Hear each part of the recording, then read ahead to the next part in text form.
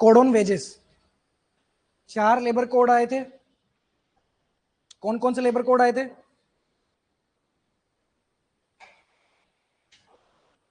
कौन कौन से आए थे? और पहले लिखिए code on wages. Code on wages ने कौन कौन से लेबर लॉस को सबस्यूम किया है अपने अंदर?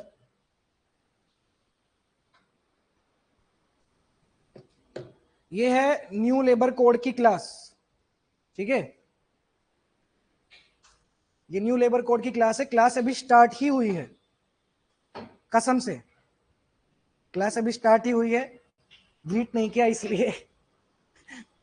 क्लास अभी स्टार्ट ही हुई है, ठीक है। कोड ऑन वेजेस हम पढ़ रहे थे। हमने ये देखा कि कोड ऑन वेजेस से हम शुरुआत की है। उसमें कोड ऑन वेजेस ने कौन कौन से को रिप्लेस किया है मुझे बताओ। अरे ये क्या हो रहा है? लिखिए code on wages subsumed replaces payment of wages,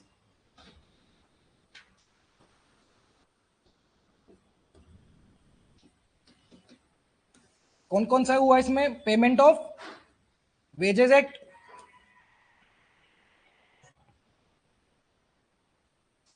दूसरा मिनिमम वेजेस एक्ट, तीसरा पेमेंट ऑफ बोनस एक्ट और इक्वल रिम्यूनरेशन एक्ट।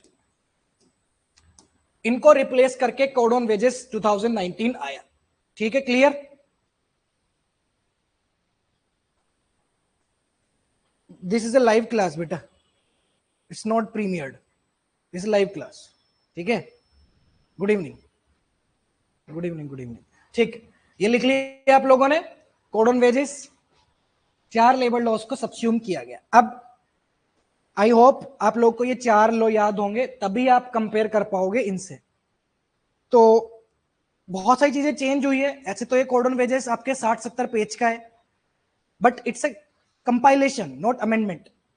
कुछ चीजें एक साथ लिस्ट हो गई हैं, सारी डेफिनेशन सारी चीजें एक साथ कर दिया, मतलब ये अलग अलग लॉस को चैप्टर बना दिया और कुछ भी नहीं किया। Chapter 1, chapter 2, chapter 3, chapter 4 same चीजें रख दी, बट कुछ चीजें अलग कर दिया। अब सबसे पहले लिखिए, हेडिंग डालिए की चेंजेस।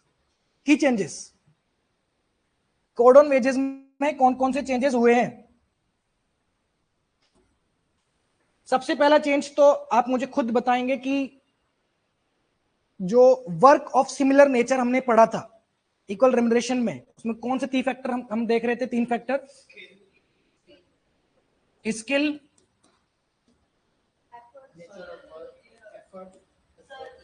एफर्ट्स और रिस्पॉन्सिबिलिटी। इसमें एक्सपीरियंस भी ऐड हो गया। कितना खतरनाक चेंज है देगा, इसलिए कह रहा था रुक जाओ आराम से पढ़ा दूंगा। स्किल, एफर्ट्स, रिस्पॉन्सिबिलिटी तो पहले ही से था, अब वर्क एक्सपीरियंस भी काउंट किया जा रहा है, ये चेक करने के लिए कि जो पोस्ट मैन और वुमेन को दी जा रही है, जो पोजीशन जो जॉब है वो सेम नेचर की है या नहीं है। उसके 4 फैक्टर से देखे जा रहे हैं, तभी सेम सैलरी मिलेगी, ठीक है। जिन्होंने ऑल लेबर लॉ भी नहीं पढ़े हैं वो इस वीडियो को या तो रहने दीजिए, मत देखिए, या फिर बाद में देख लेना। पहले पढ़ लेना ओल्ड वालों को। टॉपिक नेम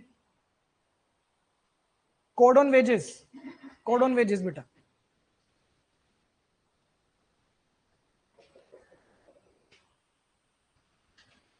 वेजेस में बहुत कुछ चेंज किया है।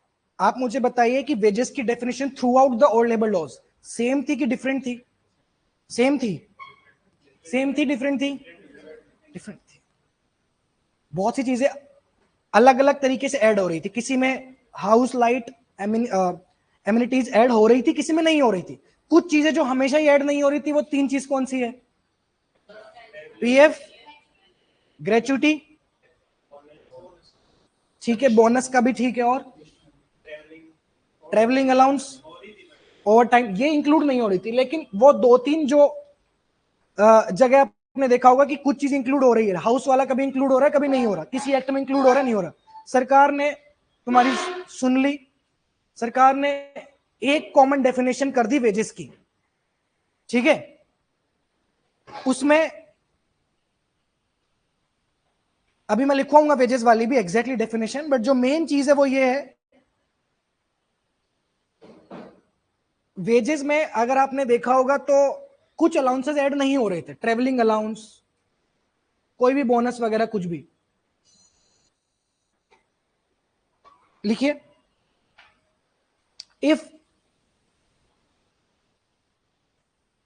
if employee is given any remuneration in kind, अगर अभी मैं काइंड की बात कर रहा हूं, दो तरह का रेम्यूनरेशन है, कैश और काइंड। अगर काइंड में अगर आप रेम्यूनरेशन दे रहे हो तो वो टोटल वेजेस का 15% ज्यादा एक्सीड नहीं कर सकता। If employee is given any remuneration in kind by employer, the value of such remuneration can not exceed 15% of total wages.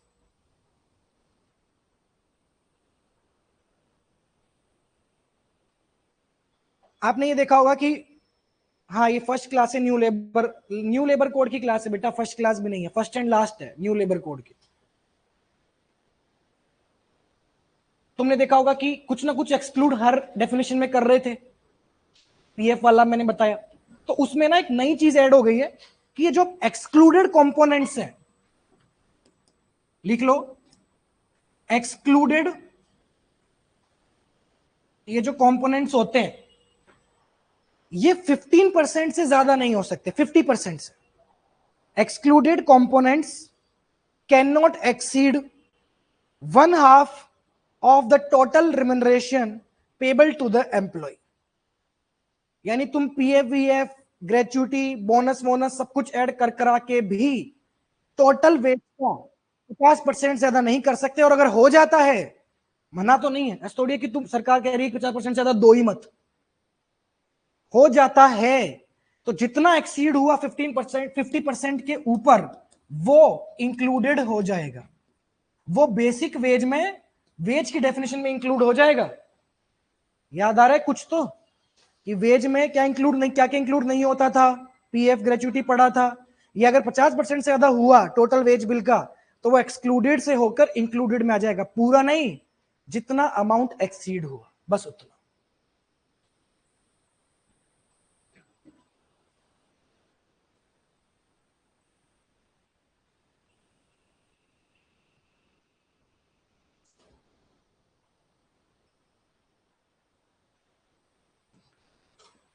Payment of wages में, पेमेंट ऑफ बोनस में हमने वेज सीलिंग पढ़ी थी, कितनी थी, किसमें, पेमेंट ऑफ वेजेस में 24 थी, बिल्कुल थी, वो हटा दी है। Wage ceiling limit payment of wages payment of bonus से हटा दी है। अब कोई वेज सीलिंग लिमिट नहीं है, ठीक है, कोई भी वेज सीलिंग लिमिट अब नहीं है।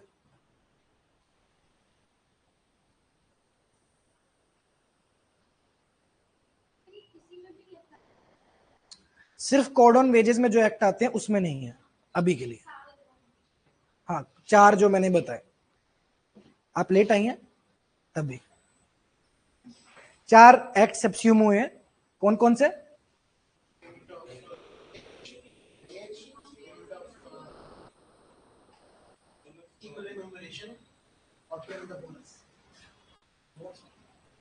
पेमेंट्स ऑफ बॉन्ड्स,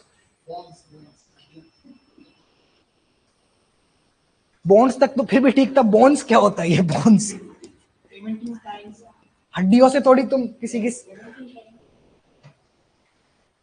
चलो अब इसमें एक चीज तुमने देखी होगी कि पेमेंट ऑफ वेजेस में, पेमेंट ऑफ बोनस में एक लाइन थी कि वर्कर में कौन कौन इंक्लूड होता है, तो उसमें स्किल्ड अनस्किल्ड क्लरिकल सुपरवाइजरी सब था, लेकिन सुपरवाइजरी में एक लिमिट थी, पहले जो लिमिट थी, नहीं वो एक सेकंड वो आईडीए में थी, मैं आईडीए की बात ही नहीं कर रहा हूं।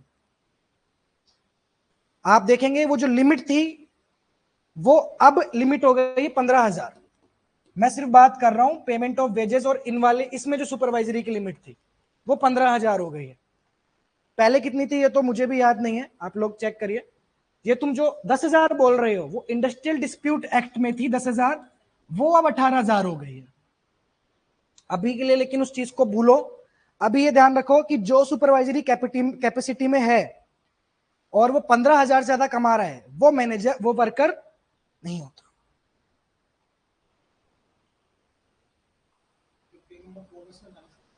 हाँ देखो, ये अब तुम ना पढ़ के आओ, क्योंकि फिर वो क्लास खत्म हो जाएगी। ये ऐसे, ये किस में था ये तुम पढ़ना ना, ओल्ड लेबर लो पढ़ना, तभी समझ में आएगा। आगे बताऊं और, तुमने ये पढ़ा होगा पेमेंट ऑफ वेजेस में सैलरी किस दिन क्रेडिट होती है?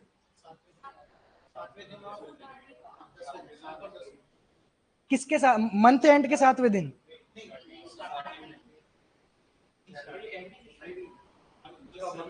मतलब मंथ के एंड में या वेज पीरियड के एंड में? और वेज पीरियड कितना भी हो सकता है, डेली भी हो सकता है, मैक्सिमम 1 मंथ है। लेकिन वो 7 और 10 अब चेंज कर दिया गया है। अब उसकी जगह आप लिखिए, एक टेबल बनाइए, टाइप्स लिखिए और पेमेंट टाइमलाइन लिखिए। बेटा I can not repeat this class, 15 minute हो गए क्लास लिए हुए, 15 मिनट कैसे रिपीट करूं? आप टाइम पे आते नहीं आते तो कोई बात नहीं, आप रिकॉर्डेड क्लास देखना, आप अभी लिख लो जितना बता रहा हूं। टाइप लिखिए और टाइमलाइन लिखिए, ठीक है? टाइप में सबसे पहले तुम्हारा आता है डेली वाला। अगर कोई डेली बेसिस पे पैसा लेता है, डेली बेसिस पे आता है, काम करके चले जाता है, तो उसको एंड ऑफ द शिफ्ट में पेमेंट करना पड़ेगा। एंड पहले क्या था? 7वां और 10वां ही था। वेज पीरियड कभी भी एंड हो, वीक खत्म हुआ तब भी, अच्छा वीक खत्म हुआ तो 7वां था, मंथ खत्म होने के 7वां और 10वां था, ठीक है? अभी क्या है, डेली आप काम कर रहे हो तो and of the shift, weekly आप काम कर रहे हो तो पहले वीकली क्या था, वीक खत्म होने के 7 दिन के अंदर, वीक खत्म हुआ, अब 7 दिन के अंदर अंदर पे कर दो। अभी वीकली में हो गया last working day of the week,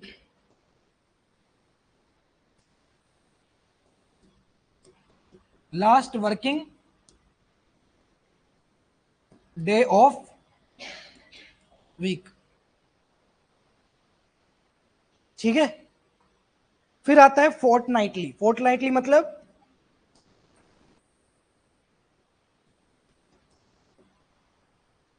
इसमें कितना होगा? नहीं, before the end of second day after the end of fortnight. Fortnight end हुआ उसके 2 दिन के अंदर अंदर,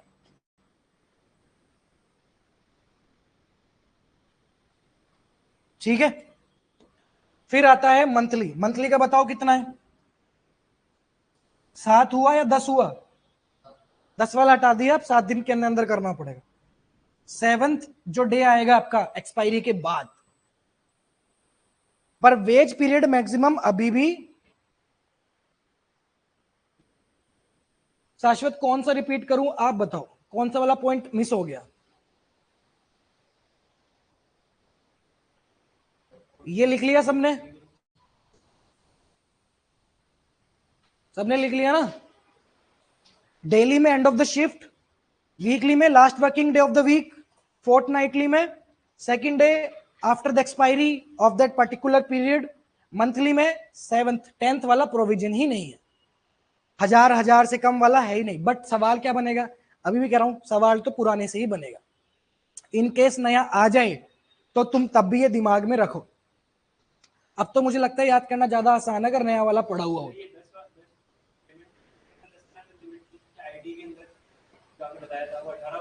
हाँ, तो वो पूछेगा ना उसमें कि नए लेबर कोड में कि ओल्ड लेबर कोड में, वो पूछेगा कि वेज लिमिट सुपरवाइजरी में कौन कौन नहीं आ रहा है, तो पूछेगा किस एक्ट के अकॉर्डिंग। पुराने के अकॉर्डिंग 10,000, नए के अकॉर्डिंग 18,000, और कोड ऑन वेजेस है तो 15,000। पूछेगा आपसे, ऐसे टेंशन नहीं लेनी है।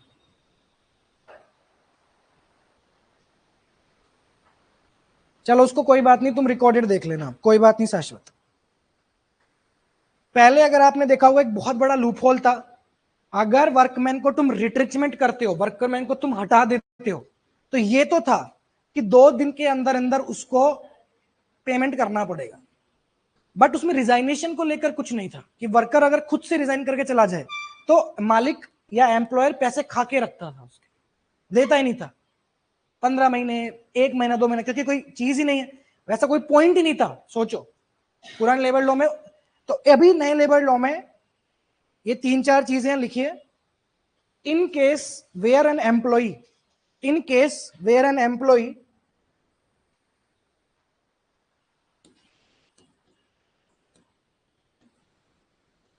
removed, dismissed,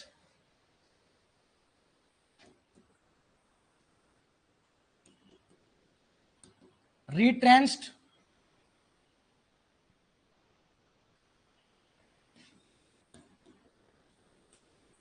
रिजाइंड, तब 2 दिन के अंदर अंदर पेमेंट करनी पड़ेगी। कोई बात नहीं, कोई बात नहीं सर, रिजाइनेशन के लिए पहले कोई पॉइंट नहीं था, अब पॉइंट है। तो रिट्रेचमेंट अगर होता है तो एक तो उसकी पेंडिंग सैलरी दो, और कंपनसेशन कितना, रिट्रेचमेंट का कितना था, 50%। रिट्रेंचमेंट का कितना है, कंपनसेशन कितना है रिट्रेंचमेंट का, आज वाली क्लास वाले तो बताएंगे, उनको माफी नहीं है। आ रहा हूं तुम पे, आ रहा हूं, रुको पहले पुराने वालों से पूछ लूं। हाँ कितना, तो नहीं तो तुमको तब भी बताना है। हाँ कितना है, तेज बोलो। 15 डेज का, हर साल जितना साल उसने काम किया, हर साल का 15 दिन की वेजेस, उसका रिट्रेचमेंट कंपनसेशन होता है। प्लीज रिवाइज करिए आप लोग, है ना, पुराने वालों के लिए एक रिकॉल करवा रहा हूं मैं। मुझे पता है कि याद करने से ज्यादा भूलने का ज्यादा इसमें, बट ठीक है। एक तुमने ये बोनस वाले एक्ट में पढ़ा होगा कि बोनस कब कब नहीं मिलता किस एम्प्लॉय को, किन किन हरकतों पे नहीं मिलता, फ्रॉड, फ्रॉड के अलावा क्या बोला आपने, वायलेंट बिहेवियर, सबोटर्स के साथ थेफ्ट, और ये भी था miss appropriation. What is miss appropriation, पैसा इधर से उधर कर देना। अब इसमें एक चीज और ऐड हो गई, that is sexual harassment. Sexual harassment, अब चाहे वो फीमेल के साथ हो चाहे मेल के साथ, सेक्सुअल हरासमेंट भी आप करते हो तो बोनस नहीं मिलेगा। लिख लो, sexual harassment as an additional category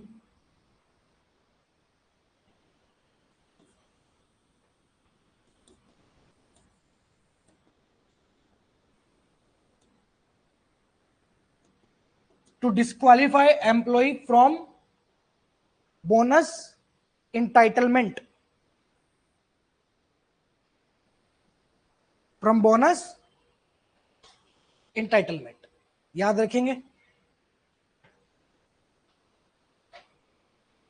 एक चीज जो मैं हमेशा बता चुका हूं, इंस्पेक्टर्स को हटा दिया गया है, और इंस्पेक्टर्स जित अलग अलग एक्ट में अलग अलग इंस्पेक्टर होते थे, इतने इंस्पेक्टर है कि हर दिन एक नया इंस्पेक्टर भी है तो भी महीना कम पड़ जाए। ठीक है, इंस्पेक्टर्स को हटा के अब इंस्पेक्टर कम फैसिलिटेटर कर दिया है। एक ही इंस्पेक्टर होगा, और इंस्पेक्टर के साथ क्या होगा,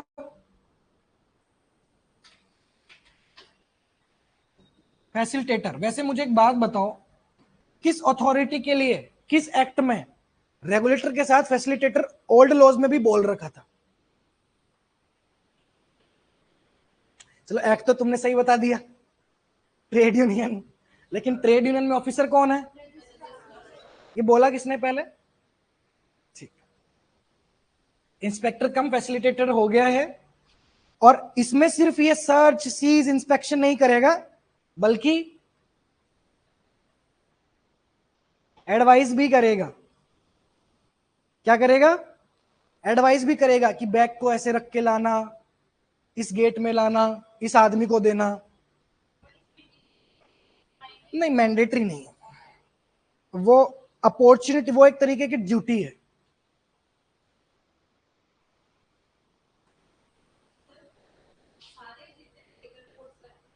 एक ही, अब कुल मिला के एक ही इंस्पेक्टर है वो। नहीं,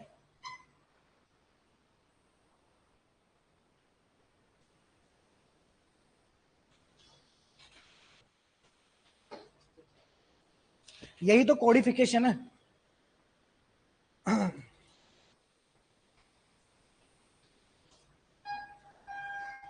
पहले ओल्ड लॉज में ये चीज नहीं थी। बट वो अभी भी डीएम है, बट वो डीएम इंस्पेक्टर के साथ इनकम इंस्पेक्टर कम फैसिलिटेटर हो गया है, तो अभी भी डीएम ही। पहले ये था, ये प्रोविजन नहीं होता था कि एम्प्लॉयर ने अगर मान लिया कि यार मैंने गलती की है तो उसको माफी दे दी जाए। पहले था कि गिल्टी हुआ, सजा दो, पेनल्टी दो। अभी ये प्रोविजन है, कंप्लायंस प्रोविजन जिसको हम कहते हैं, कि अगर एम्प्लॉयर ने ये माना कि ठीक है मैंने गलती की है, आप जो डायरेक्शन देंगे उस पर मैं काम करूंगा, तो फिर वो पेनल्टी या फाइन से बच जाएगा। ठीक है? To avoid any prosecution, employer can comply with the directions.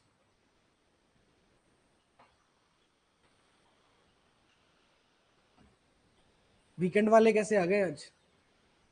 अच्छा, तुम वीकडे वाले ही हो क्या? लिखो लिखो लिखो। मैं तो ये कह रहा हूं कि employer is required to comply with the directions if he wants to avoid any prosecution.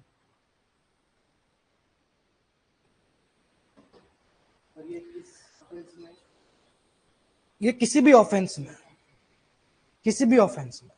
लेकिन अगर उसने 5 साल के अंदर अंदर दोबारा ऑफेंस किया तब माफी। मतलब गलती करो, ये तो मेरी लाइफ की फिलोसफी भी है, आप लोग को भी अपनानी चाहिए। गलतियां करो, पर एक गलती एक बार ही करो, दोबारा मत करो। ठीक है? इसलिए मैंने फीस बढ़ा दी थी बैचेस की। हर बैच के साथ ऑफलाइन की फीस बढ़ी है, तो हर बैच वाला बंदा खुश होना चाहिए, क्योंकि आप अकेले नहीं है जो मैक्सिमम पे कर रहे हैं, है ना? आपके आने वाला बैच ज्यादा पे कर रहा है। समझे? 5 साल के अंदर किए तो। और इसमें पहले इंस्पेक्शन फिजिकल होता था, पहले इंस्पेक्शन, अब इलेक्ट्रॉनिक भी हो गया है। अगर आपने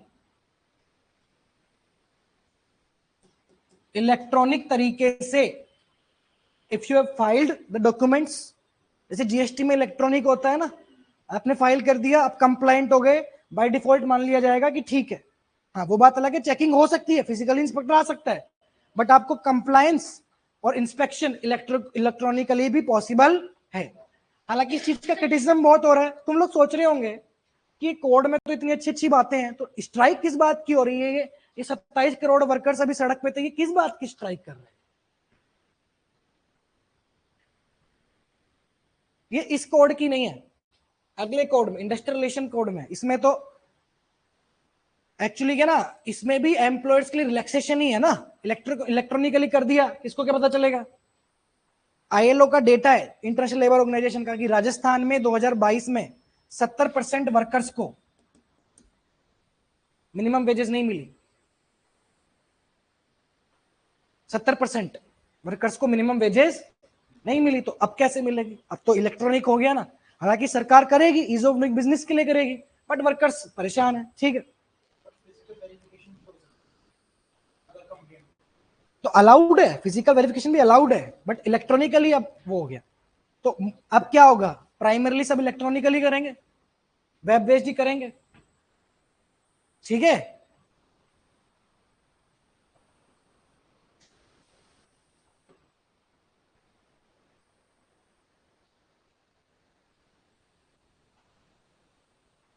कंपाउंडिंग का मैंने बताया आपको, कुछ पूछ रहे हैं? कंपाउंडिंग अलाउड है, कंपाउंडिंग कंपाउंडिंग का अभी शायद, अच्छा मैंने पिछली क्लास में बताया था, कंपाउंडिंग क्या होती है? बहुत सारे ऑफेंसेस को कंपाउंडिंग होती है कि आप अपने क्या, नहीं नहीं नहीं नहीं, कंपाउंडिंग होती है आप अपनी सजा की तीव्रता को, सिविरिटी को कम कर सकते हो, पेनल्टी को कम कर सकते हो, कंपाउंडिंग। ये कंपाउंडिंग पहले एक्ट में अलाउड नहीं थी, अब अलाउड है। बट कंपाउंडिंग कितनी, यानी कि आप सरकार से रिक्वेस्ट कर गेजेटेड ऑफिसर से रिक्वेस्ट करके आप अपनी पेनल्टी कम कर सकते हो 50% तक, 50% तक आप अपनी पेनल्टी को माफ करवा सकते हो if you file written application before the gazetted officer. कौन ऑफिसर होगा वो नोटिफाइड करेगी गवर्नमेंट, लेकिन अगर 5 साल के अंदर दोबारा करते हो तो कंपाउंडिंग अलाउड नहीं है उस ऑफेंस के लिए, ठीक है।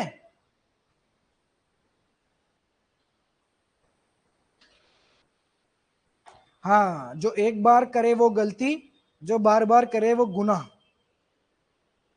बहुत बढ़िया।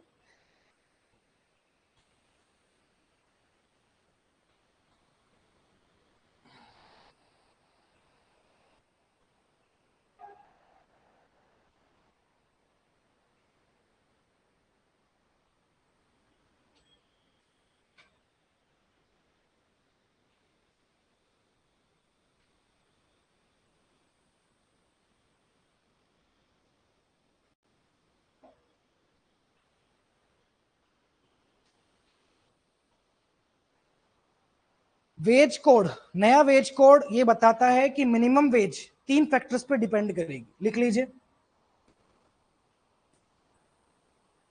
मिनिमम वेज 3 फैक्टर्स पे डिपेंड करेगी। Skill of the employee, skill of the employ,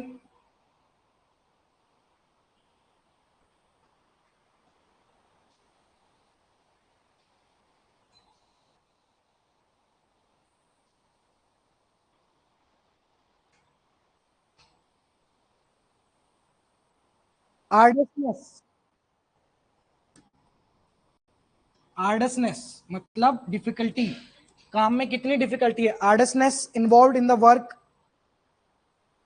और geographical location of the work.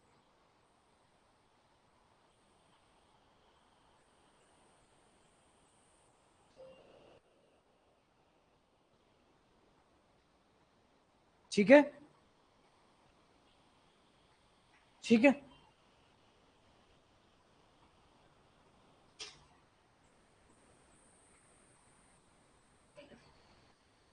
एक अपन ने बोर्ड पढ़ा था, कौन सा बोर्ड पढ़ा था? Advisory board. एडवाइजरी बोर्ड कौन से एक्ट में था? किस? Minimum wage. उस एडवाइजरी बोर्ड में क्या पढ़ा था अपन ने? एम्प्लॉय और एम्प्लॉयर बराबर होते हैं। तो इसमें कंपोजिशन चेंज की है, लिखिए new composition of advisory board. Advisory board की नई कंपोजिशन हो गई है, उसमें एम्प्लॉइज के मेंबर्स 3 कर दिए मैक्सिमम, एम्प्लॉइज की तरफ से 3, और all of them would be nominated by the government.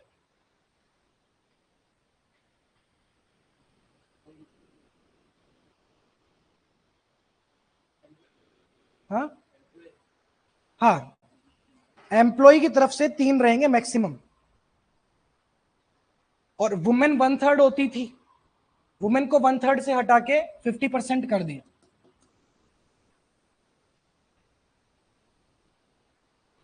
जो इंडिपेंडेंट मेंबर्स होते थे मिनिमम वेजेस में, जिससे ही चेयरपर्सन आपका बनता था, उसमें प्रावधान था कि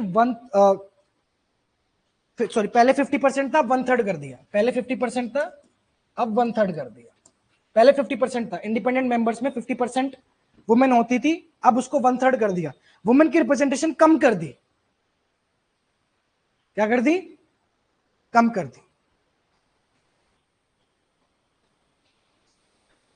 तुमने देखा होगा कि minimum wages, payment of wages में शेड्यूल्स थे कि ये कौन कौन से शेड्यूल, कि इस फर्स्ट शेड्यूल में इंडस्ट्रीज की लिस्ट थी कि किस किस में अप्लाई हो रहा है, वो शेड्यूल हटा दिए गए हैं।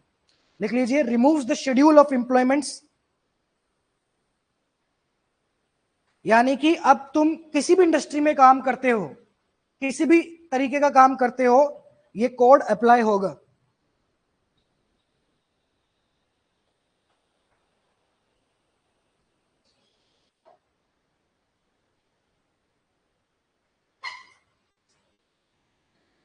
ठीक है। Bonus, payment of bonus act में हमने पढ़ा था कि बोनस से एग्जेम्प्टेड कुछ इंस्टीट्यूशंस होते हैं। क्या आप मुझे बता सकते हैं कौन से? कौन सा इंस्टीट्यूशन? हाँ, गवर्नमेंट वाला भी था एक, तो ये कि एक सेकंड, एक तो गवर्नमेंट वाला था, बट गवर्नमेंट वाले में हमने देखा था कि बोनस पे करना पड़ता है तब जब वो प्राइवेट सेक्टर के साथ कॉम्पीट कर रहा हो और उस कंपटीशन से कितना परसेंट उसका बिजनेस रेवेन्यू आ रहा हो, 20%, तब तो देना पड़ेगा कि 20% से ज्यादा आ रहा हो। तो उससे कम है तो गवर्नमेंट एस्टेब्लिशमेंट एग्जेम्प्टेड होता है।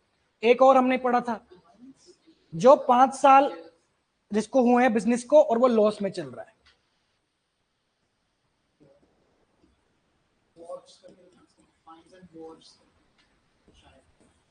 अभी तो ये लिखो, 5 साल शुरू ही हुए, 5 साल, शुरू के 5 साल जो लॉस में हो, 6 7 में मॉडिफिकेशन के साथ अप्लाई होता है और 8th ईयर से फुल अप्लाई होता है, चाहे तुम लॉस में हो चाहे प्रॉफिट में। इसमें दो और ऐड कर दिया है जिन जो बोनस नहीं देगा। एक तो trial running of any factory, trial running of any factory और prospecting stage of any mine.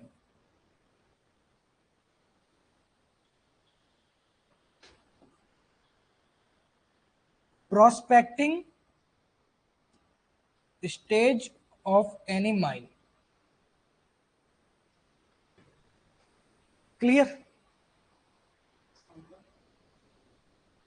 जो माइन अभी मिनरल स्टेज में हो, मिनरल एक्सप्लोरेशन, जो मिनरल एक्सप्लोर ही कर रही हो।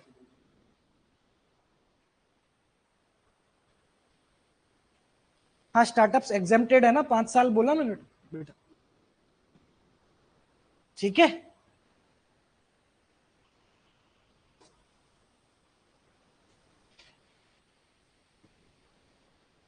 समझ आ गया?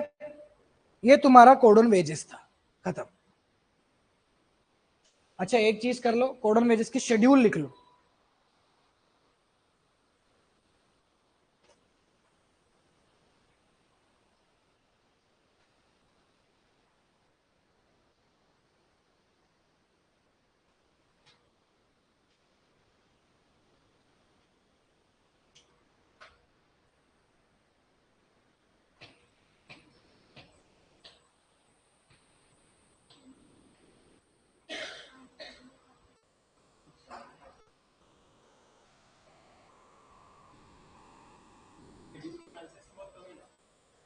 नहीं, चांसेस कम नहीं, ऐसा नहीं बोला मैंने, आ सकता है भाई। पुराने वाले के जो जो मैंने बताए थे उनके शेड्यूल याद कर लो आप।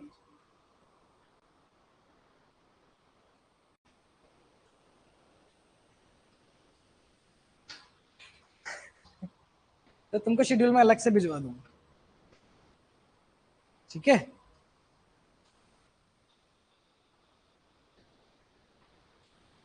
तुम लोग को कम सिरदर्दी देना चाहता था मैं।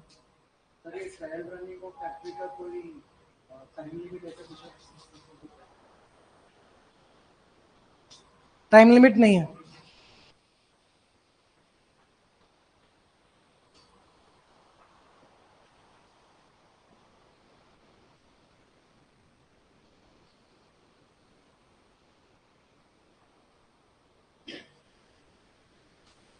ठीक है,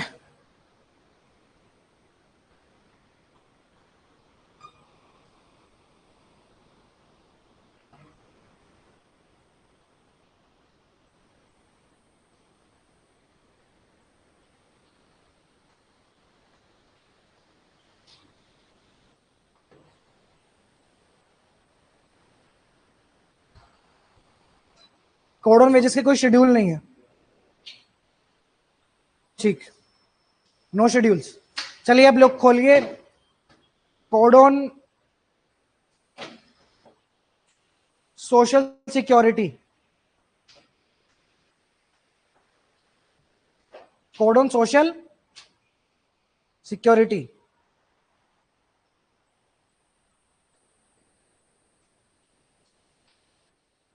लिखिए किस किस को सबस्यूम किया है इसने।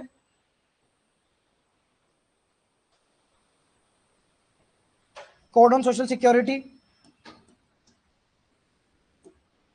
किस किस को किया है बताइए। सही बोल रहे हैं, आगे बोलिए। ईपीएफ एक्ट को हो गया, ईएसआईसी हो गया, और ईसीए हो गया, और एम्प्लॉय एक्सचेंजेस एक्ट हो गया। हमने पढ़ा नहीं कभी एम्प्लॉय एक्सचेंजेस एक्ट, इंपॉर्टेंट नहीं है बट आप लिख लीजिए। मैटरनिटी बेनिफिट हो गया, ग्रेचुइटी हो गया,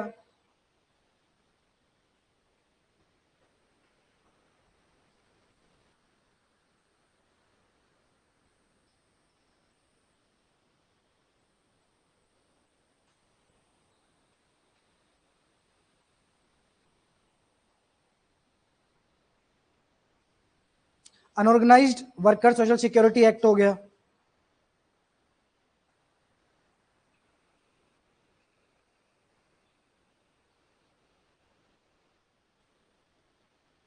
ठीक है। अब इसमें हाँ ऐसे तो टोटल 9 है बट इंपॉर्टेंट बताएं। बिल्डिंग कंस्ट्रक्शन वाला भी लिख लो,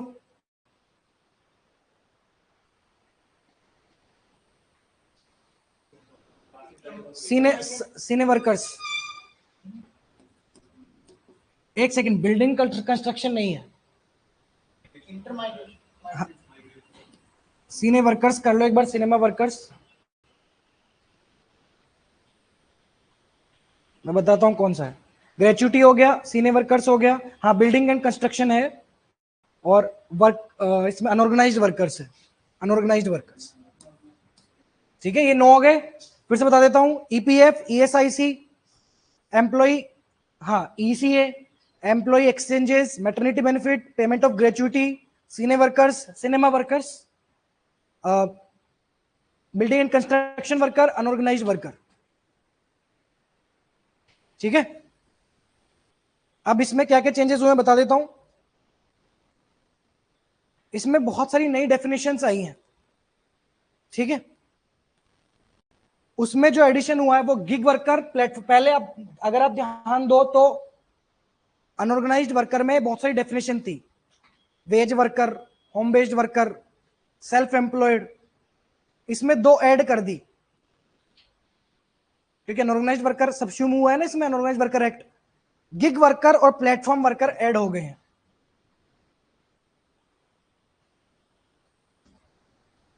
gig worker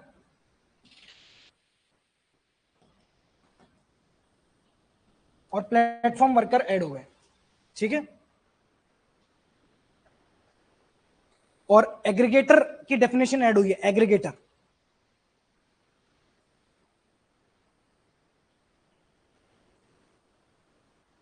aggregator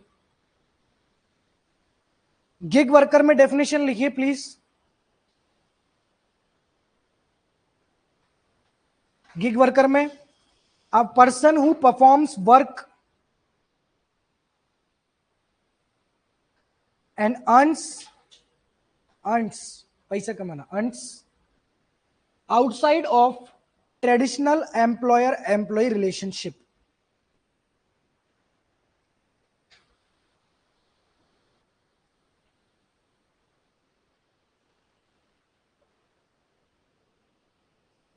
outside of traditional employer employee relationship.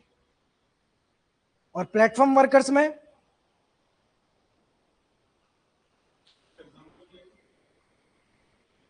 Freelancers हो गए ना, गिग वर्कर्स। गिग वर्कर तो कोई भी हो गया, अगर मैंने किसी इलेक्ट्रिशियन को भी बुलाया ऐसे सुधारने के लिए तो गिग वर्कर ही है।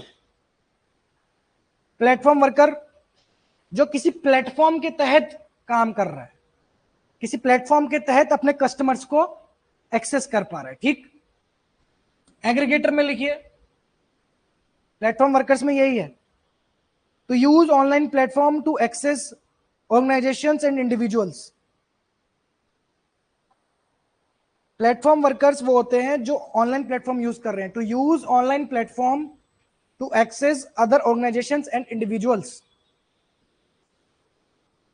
क्या? हाँ बिल्कुल, ये प्लेटफॉर्म है ना।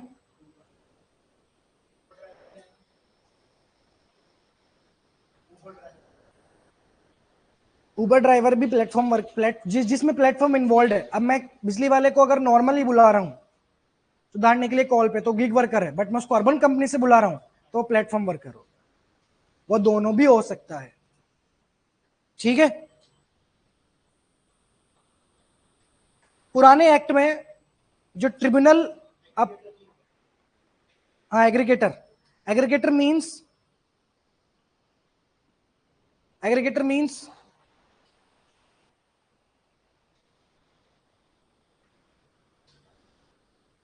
डिजिटल इंटरमीडियरी और मार्केट प्लेस, डिजिटल इंटरमीडियरी और market place for a buyer और a user of service. Digital intermediary,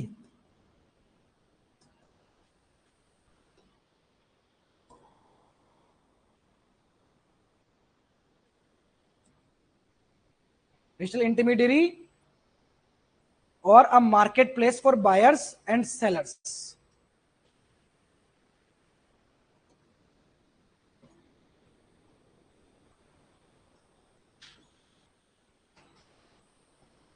ठीक है, मार्केट प्लेस। ठीक, पुराने एक्ट में ट्रिब्यूनल के पास 6 महीने की लिमिट होती थी केस डिसाइड करने के लिए, और कितना फंड जमा करना पड़ता था ईपीएफ एक्ट में अपील करने से पहले? ये 6 महीना तो हो गया है, 1 साल। ठीक है, ट्रिब्यूनल अपील पहले 1 साल में डिसाइड करता था, अब 6 महीने में के अंदर अंदर करेगा। और पहले कोई भी एम्प्लॉयर अपील करता है लेबर कमिश्नर के ऑर्डर के अगेंस्ट, ये ट्रिब्यूनल में अपील कर रहा है ना, तो उसको 75% पैसा जमा कराना पड़ता था डिस्प्यूटेड अमाउंट का। किसी को याद है या भूल गए? अगर किसी को लग रहा है कि ये क्या बोल रहे हैं सर, समझ नहीं आ रहा, तो आपको क्लासेस देखना है, मेरे से पूछना ही मत, मजाक कर रहा हूं, पूछ लेना। और ऐसा नहीं कि तुम पूछ लो कि सर 75% याद ही नहीं है। और अभी कितना हो गया 75% से? 25%।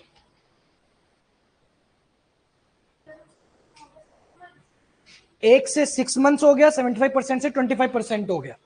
पहले, हालांकि मैंने कभी आपको किसी भी बैच में पढ़ाया नहीं, बट ये लिख लो, ट्रिब्यूनल में जब अपील करते थे 2,000 रुपए की फीस लगती थी, अभी 5,000 की लगेगी। हालांकि कोई काम का नहीं है, बट ठीक है, पहले 2,000 लगती थी और 5,000 लगेगी। ठीक है,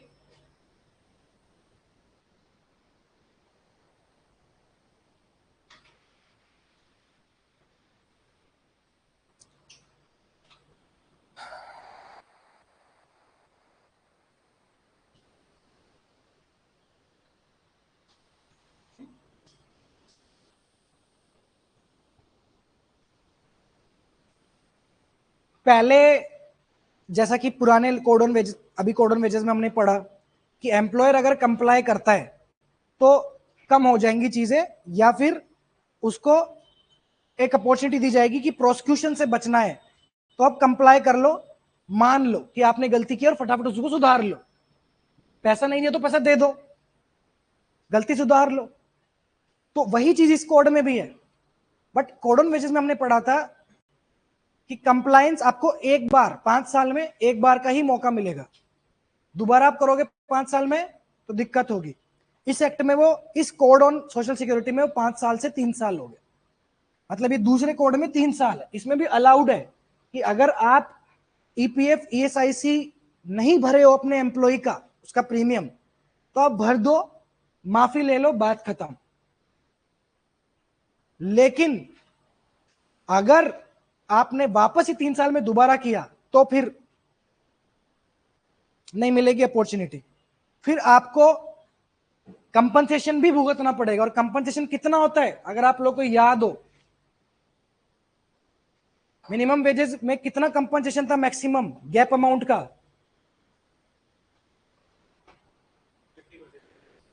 10 टाइम्स।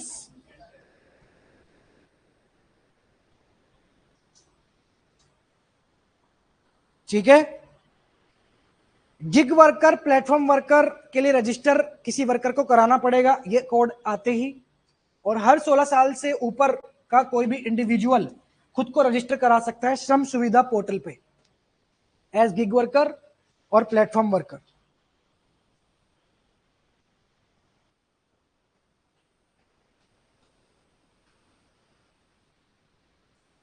पहले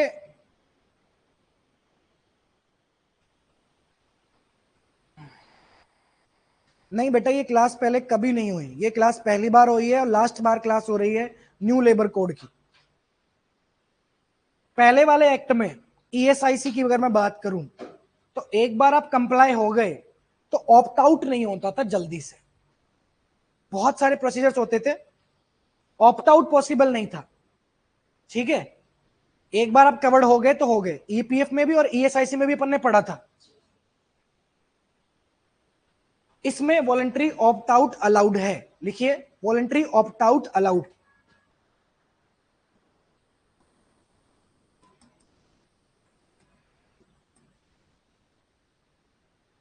वॉलंटरी ऑप्ट आउट अलाउड है। इसके लिए central provident PF commissioner, central provident fund commissioner CPF C को एप्लीकेशन देनी पड़ती है और majority of the employees agree करने चाहिए, तभी वो वॉलंटरी ऑप्ट आउट होगा। ठीक है, ईपीएफ के केस में सीपीएफसी को देनी पड़ेगी, मेजॉरिटी ऑफ द एम्प्लॉइज को बोलना पड़ेगा यस हम चाहते हैं कि हम ईपीएफ से बाहर हो जाएं। और ईएसआईसी के केस में ये एप्लीकेशन किसको देनी पड़ती है? अब यहां पे आएंगी तुम्हारी रिवीजन। ईएसआईसी में बोर्ड ऑफ ट्रस्टीज का चेयरमैन कौन होता था? ये तो मेरा असली सवाल था ही नहीं, अगली सवाल तो आगे आ रहा था। बताओ। अरे यार, हाँ तो चेयरमैन कौन था वो? नहीं, मैंने आपको बताया था हाईएस्ट लेवल पे जा सकते हो आप, वो वाली पोस्ट सीपीएफसी। बट ईएसआईसी के केस में कौन था? क्या लेबर कमिश्नर कैसे ऐड कर सकता है यार ईएसआईसी को? अरे नहीं यार, डीजी था, डायरेक्टर जनरल था ना, ईएसआईसी को ऐड करने वाला डायरेक्टर जनरल था। कल ही तो पढ़े मन, कल ही पढ़े, शायद परसों ही पढ़े यार, भूल गए। ईपीएफ में बोर्ड ऑफ ट्रस्टीज, उसका चेयरमैन वैसे तो मिनिस्टर चेयरमैन होता था, लेकिन सीईओ सीपीएफसी होता था। लेकिन डायरेक्टर जनरल की नाम की कोई चीज नहीं थी ईपीएफ में। ईएसआईसी में डायरेक्टर जनरल होता है, ईएसआईसी में इंश्योरेंस कमिश्नर होता है, ईएसआईसी में सोशल सिक्योरिटी ऑफिसर होता है। ये क्या है मतलब, ऐसे याद होना चाहिए ना आप लोग को बेटा। एक नई भी चीज हुई है, कॉमन क्रैश फैसिलिटी आई है। कॉमन क्रैश फैसिलिटी, पहले ऐसा था कि फैक्ट्री अपनी तो क्रैश फैसिलिटी भी अपनी, लेकिन अब सरकार कॉमन क्रैश फैसिलिटी बना रही है। कोई फैक्ट्री अगर प्रोवाइड नहीं कर पा रही है तो इसका इस्तेमाल कर सकती है, कॉमन क्रैश फैसिलिटी। क्रैश पता है ना कब मिलता था? फैक्ट्री में 30 पे मिलता था, और किस पे, कौन से एक्ट में?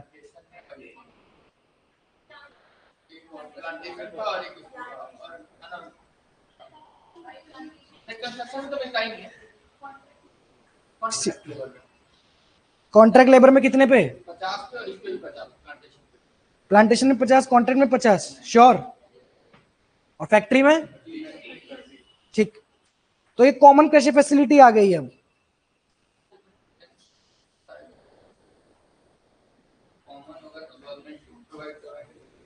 गवर्नमेंट करवाएगी।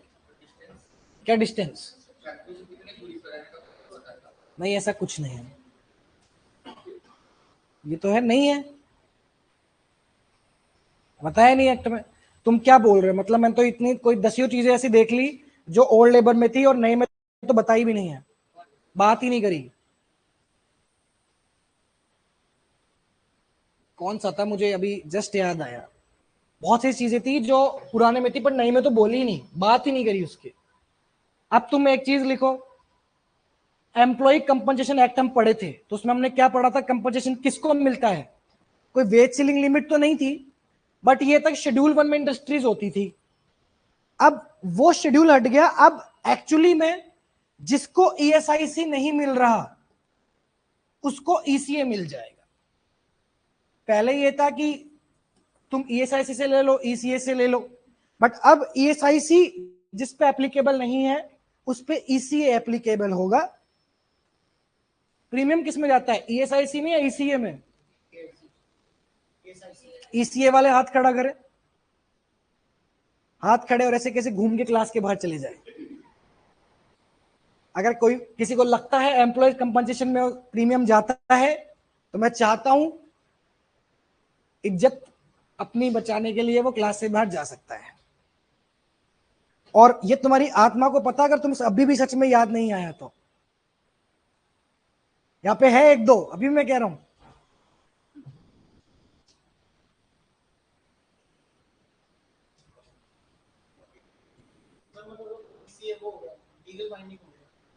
लीगल बाइंड ये क्या है? लॉ ही है, ये जितने भी लॉज है सब लीगली बाइंडिंग ही है। लीगली बाइंडिंग क्या नहीं है? कौन बोला? नहीं, मैंने कब बोला?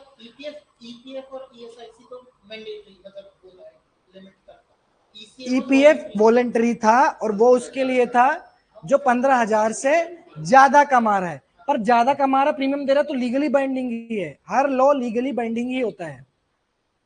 उसमें आप ऑप्ट इन करते हो, ऑप्ट आउट और करते हो, वो अलग चीज है, वो तुम पूछ रहे हो।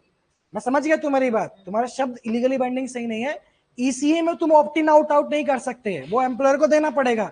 बट ईएसआईसी में तुमने प्रीमियम नहीं दिया तो फिर तुमको नहीं मिलेगा बेनिफिट, क्योंकि ईएसआईसी में बेनिफिट देने वाली सरकार है। वो प्रीमियम लेगी तो बेनिफिट देगी, लेकिन ईसीए में बेनिफिट कौन देता है? सरकार देती है कि कौन देता है? एम्प्लॉयर देता है। किस किस को लगता है सरकार देती है? चलो,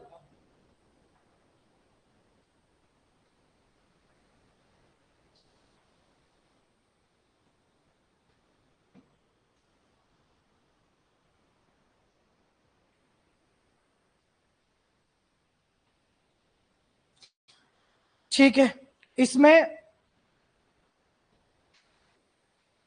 ये बोर्ड ऑफ ट्रस्टीज और ईएसआईसी, इन सारे ऑर्गेनाइजेशन को बोला गया है social security organisations, SSO. SSO,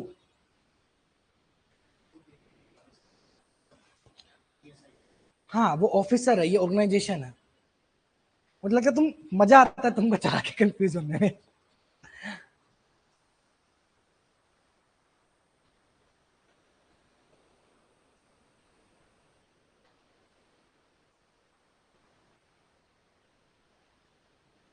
इस एक्ट में बिल्डिंग वर्कर्स वेलफेयर बोर्ड बनेगा स्टेट लेवल पे। यस, जैसे ईपीएफ में बोर्ड ऑफ ट्रस्टीज किस किस लेवल पे बनता था? सेंट्रल पे भी बनता था, स्टेट में बनता था। ईएसआईसी में भी सेम था, लेकिन इसमें बिल्डिंग वर्कर्स के लिए जो वेलफेयर बोर्ड है वो स्टेट लेवल पे बनेगा।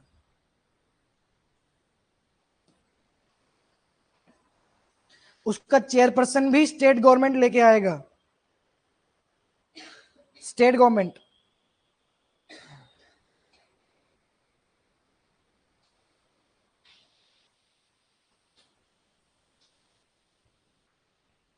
मेडिकल एजुकेशन इंस्टीट्यूशंस की बात की गई है, मेडिकल एजुकेशन इंस्टीट्यूशंस लाए जाएंगे।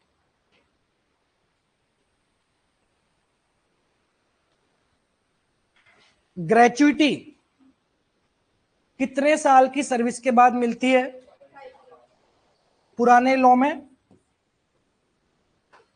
अभी भी 5 ही है। जर्नलिस्ट के लिए वो 3 साल कर दी गई है। जर्नलिस्ट के लिए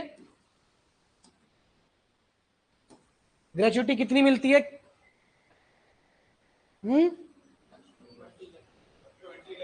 कैलकुलेट कैसे होती है?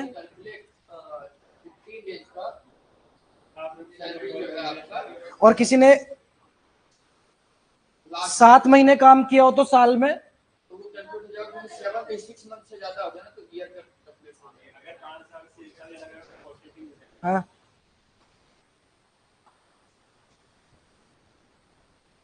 डेथ हो जाए तो मिल जाए।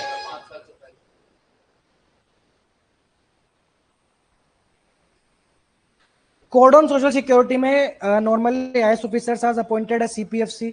हाँ, आईएएस ऑफिसर्स ही अपॉइंट होते हैं बेटा सीपीएफसी में। ये तो मैं इनको ऐसे ही मोटिवेट करने के लिए बोलता हूँ, इनको याद रहे, इसलिए तुमको याद रहे, मतलब सबको। सीपीएफसी तुम नहीं बन पाओगे ऑफ कोर्स, बट तुमको याद रहना चाहिए हाईएस्ट लेवल यही होता है। और क्या पता तुम यूपीएससी दो, मतलब सीएससी वगैरह दो, उससे निकल जाओ तो बन सकते हो।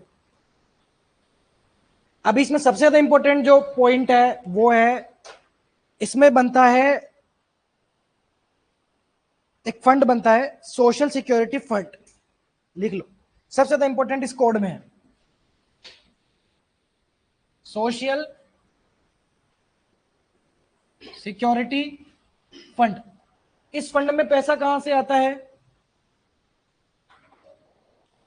इस फंड में पैसा जो देंगे वो देंगे एग्रीगेटर्स।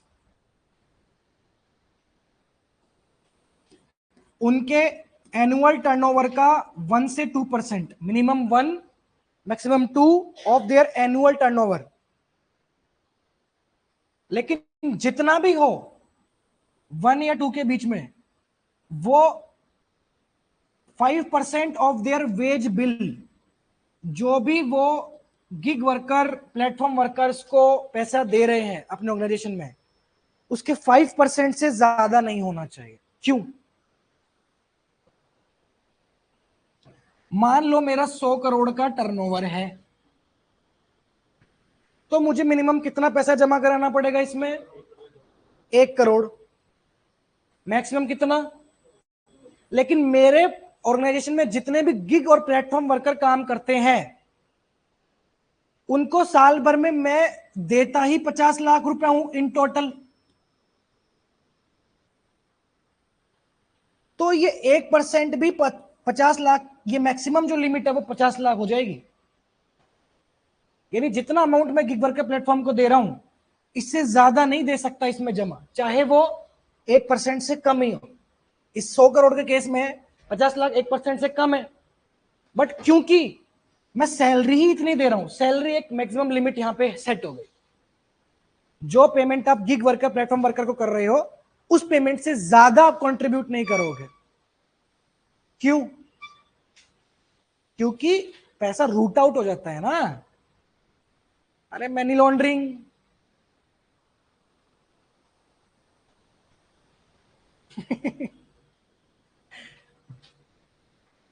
फंड के नाम पे सीएसआर होता है।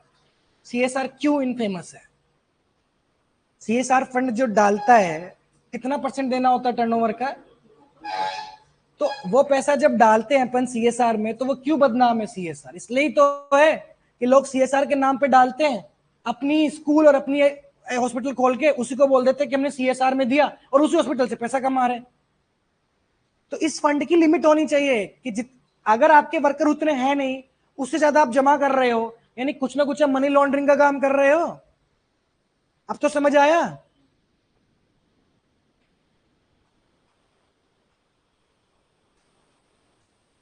टोल फ्री कॉल सेंटर और हेल्पलाइंस एस्टेब्लिश होंगे, टोल फ्री।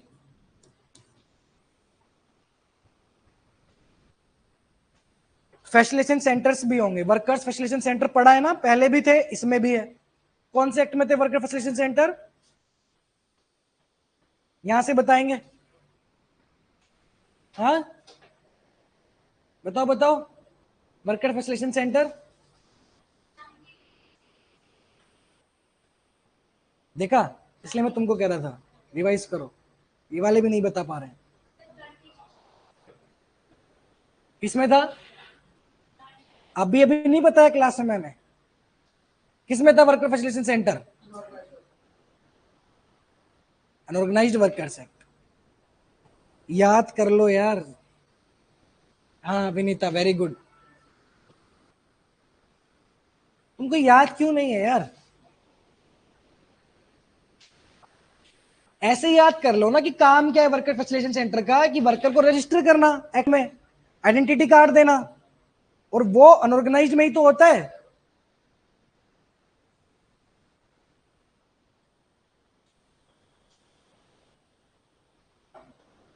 अब एक चीज ध्यान रखना, जो एम्प्लॉय एक्सचेंज एक्ट था जो मैंने बताया इसको रिज्यूम किया, उसका बस इतना काम होता था कि पहले ये प्रोविजन होता था कि जिस ऑर्गेनाइजेशन में 25 से ज्यादा लोग हैं वो कोई भी वैकेंसी होने पर गवर्नमेंट के एम्प्लॉय एक्सचेंज पे रिपोर्ट करेगा, ताकि लोग को पता चल सके कि किस में वैकेंसी है। उस एम्प्लॉय एक्सचेंज का नाम ही अब बदलकर करियर सेंटर कर दिया है। करियर सेंटर्स आ गए हैं। आपसे पूछ सकते हैं करियर सेंटर्स कौन से कोड में है, किस कोड में है? क्या होते हैं करियर सेंटर्स? जहां पे आप या ऑर्गेनाइजेशंस एम्प्लॉयर्स वैकेंसी होने पे नोटिफाई करते हैं कि साहब हमारे वैकेंसी है, हमें बंदा दो। फिर वहां पे लोगों ने अपने सबमिट किए होते हैं रिज्यूम वगैरह, जैसे naukri.com होता है ना, वैसे ही है।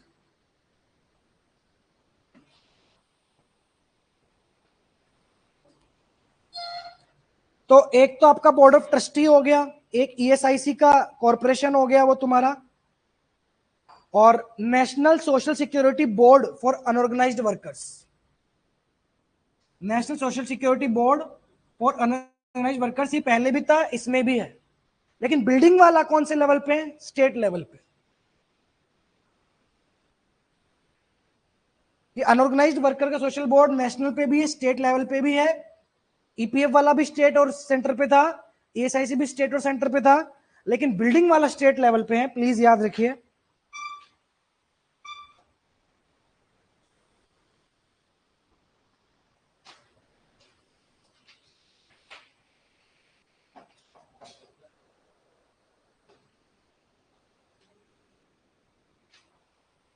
चलो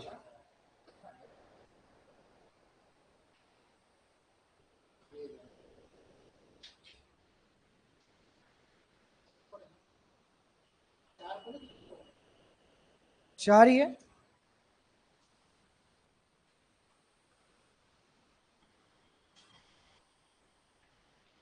हो गया, ये शेड्यूल चेक कर।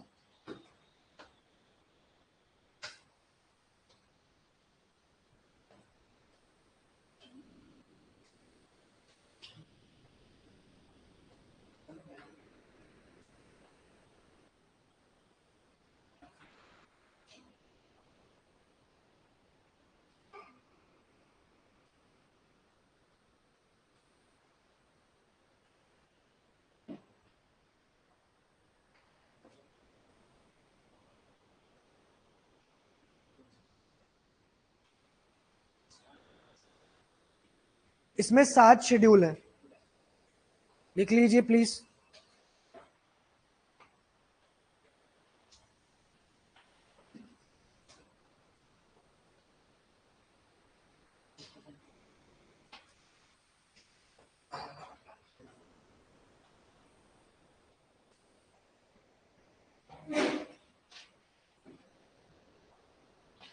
फर्स्ट शेड्यूल में है एप्लीकेबिलिटी। फर्स्ट शेड्यूल में है एप्लीकेबिलिटी। अगर तुमने पढ़ा हो तो ईपीएफ एक्ट कौन से ऑर्गेनाइजेशन में होता है, कितने ज्यादा लोग होने चाहिए? 20 से ज्यादा, और ईएसआईसी में 10 से ज्यादा। तो इसमें यही है कि ईपीएफ में कितने होने चाहिए, ईएसआईसी में कितने होने चाहिए, इतने ही है आज भी। ग्रेचुइटी में कितने थे? आज भी उतने ही है। मैटरनिटी बेनिफिट में कितने थे? आज भी उतने ही है। बस ये चीज हो गई है कि अगर कोई गवर्नमेंट फैक्ट्री हो, गवर्नमेंट एस्टेब्लिशमेंट हो, तो उस पे तो होगा ही होगा, irrespective of the number of workers.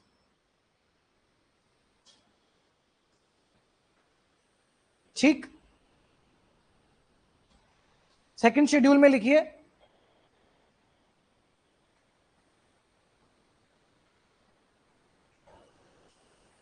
Second schedule blank छोड़िए, ब्लैंक छोड़ दीजिए, मतलब वो किसी सेक्शन से रिलेटेड है बट वो अपने काम का नहीं है। थर्ड शेड्यूल हमेशा की तरफ फिक्स है, notified diseases, occupational diseases, actually occupational diseases पुराने लेबर लॉज में भी थर्ड शेड्यूल पे ही होते थे, जिसमें भी होते थे।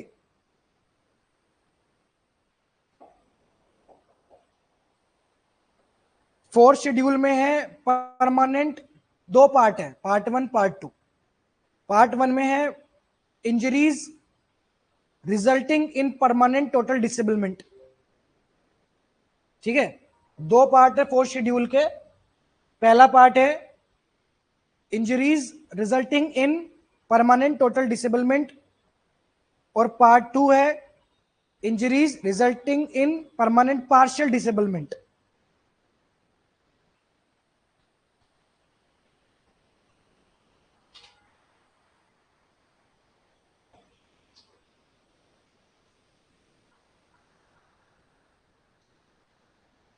फिफ्थ में है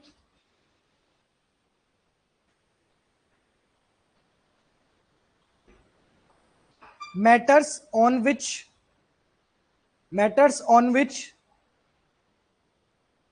PF scheme matters on which PF scheme may make provisions।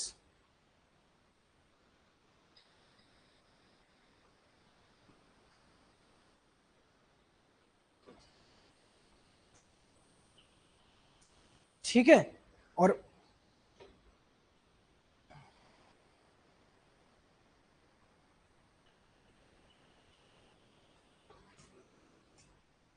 Six schedule में रिलेवेंसी फैक्टर। अब पता है क्या हुआ है, जो तुम्हारे डेथ का 1,20,000 और परमानेंट टोटल डिसेबलमेंट वाला 1,40,000 था ईसीए में, वो चेंज हो गया, उसमें निल हो, मतलब उसमें सरकार डिसाइड करेगी, अब सरकार नोटिफाई करेगी, एक्ट में नहीं है। तो ये जो वही कर रहा हूं मैं, जो पुराना था वो भी नहीं है, तो नोटिफाइड बाय गवर्नमेंट।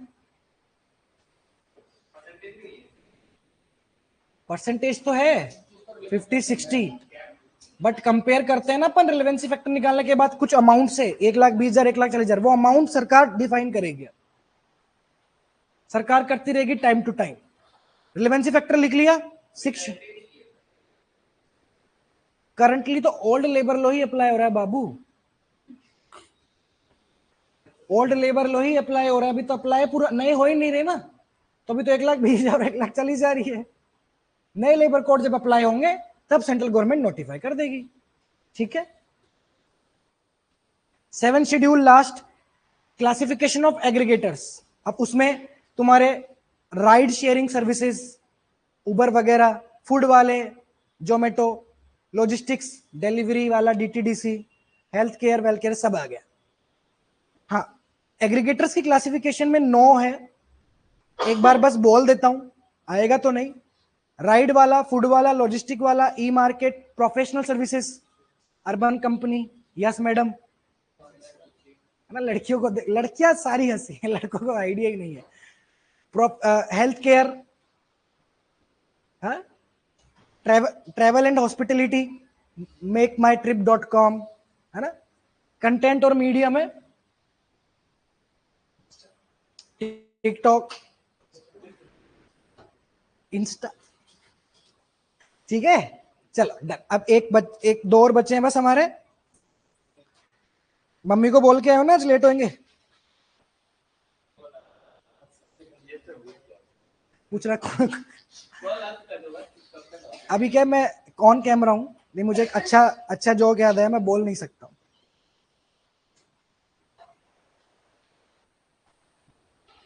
मम्मी मतलब नेचुरल वाली मम्मी।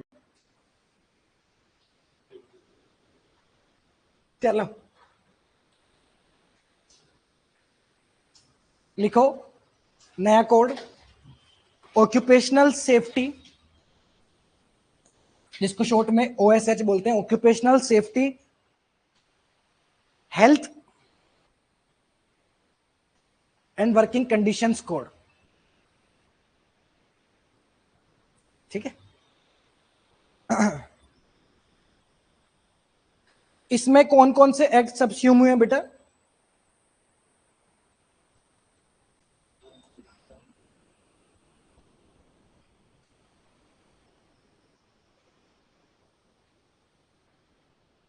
कौन कौन से हुए हैं?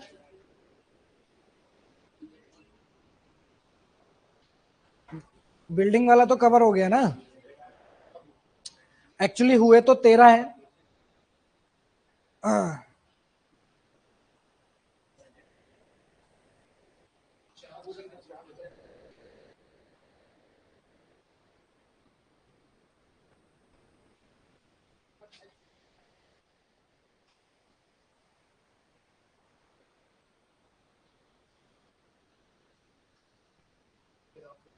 Factory act, mines act, factory act, mines act, dock workers act,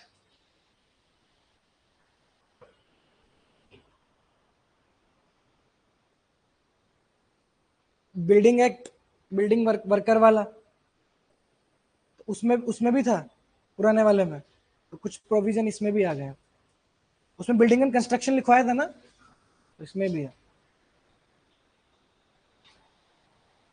plantation labour, कुछ फैसिलिटीज उसकी यहां भी दे रहे हैं, प्लांटेशन लेबर, कॉन्ट्रैक्ट, कॉन्ट्रैक्ट के बाद इंटरस्टेट माइग्रेंट,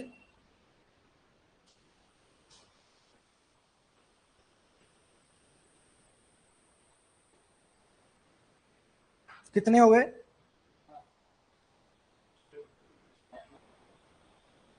डॉक वर्कर हो गया। अबे यार,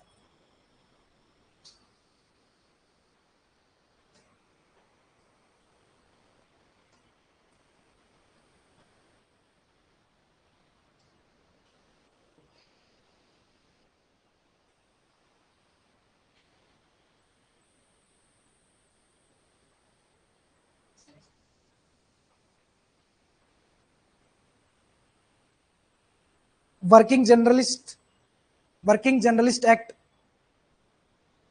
और वर्किंग जर्नलिस्ट में भी दो है, एक कंडीशन ऑफ सर्विस और एक फिक्सेशन ऑफ वेजेस, दो हो गई है। वर्किंग जर्नलिस्ट में कंडीशन ऑफ सर्विस और दूसरा हो गया working journalist fixation of rates.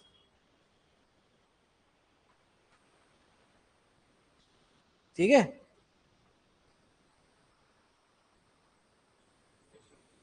Motor transport workers act, motor transport, sales promotion employees act, loan वाले आते हैं ना, लोन ले लो, लोन ले लो,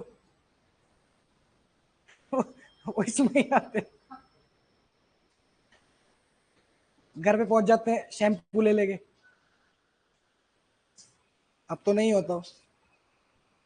बीडी एंड सिगार वर्कर्स, कुछ लोग बोल रहे हैं जॉइंट वाले किस में आएंगे?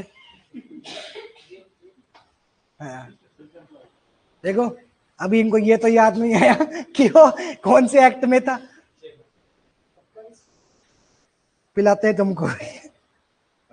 कॉन्ट्रैक्ट लेबर एक्ट, कुछ पूछ रहे थे, कॉन्ट्रैक्ट हो गया।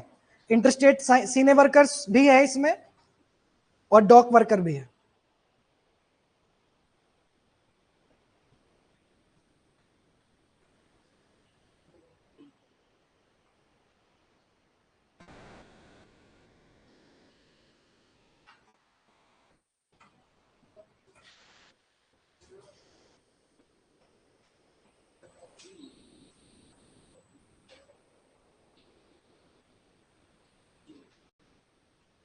चलो इसमें लिखो OSH में सबसे पहले तो बहुत डेफिनेशंस में चेंज हुए हैं। ओवरऑल ये कोड अप्लाई होता है हर उस एस्टेब्लिशमेंट में जहां पे 10 से ज्यादा वर्कर हैं ओवरऑल। लेकिन फैक्ट्री की डेफिनेशन चेंज कर दी है। फैक्ट्री में विदाउट पावर 20 था, विद पावर 10 था, वो फैक्ट्री थी, वो डबल कर दिया है। विदाउट पावर 40 और विद पावर 20 हो गया, वो फैक्ट्री हो गई। ठीक है,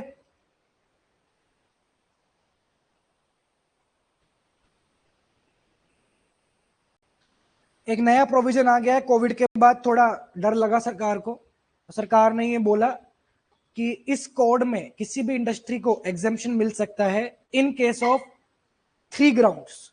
पब्लिक इमरजेंसी, एग्जेम्पशन लिखिए, एग्जेम्पशन।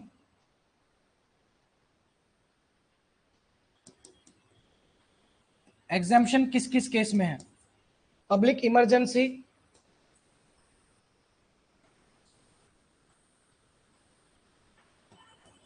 दूसरा डिजास्टर, तीसरा पेंडेमिक। एग्जेम्पशन कब तक के लिए? 1 ईयर के लिए।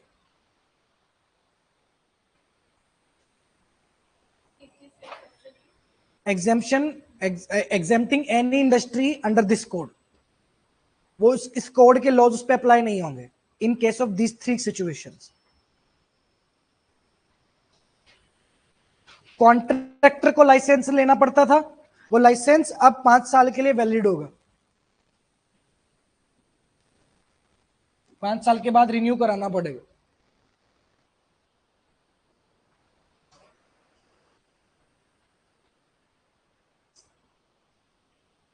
डेली वर्क लिमिट कितनी थी? पहले कितनी थी? 9, अब 8 हो गई है। क्वार्टरली ओवरटाइम लिमिट कितनी थी? 50, अब कितनी हो गई है? 125। डेली 9 से 8 हो गई है। क्वार्टरली ओवरटाइम 50 से 125 हो गई है। पेड लीव 240 पे जो मिलती थी वो अब 180 हो गई है। क्या? ओवरटाइम, क्वार्टरली ओवरटाइम 50 से 125 हो गई।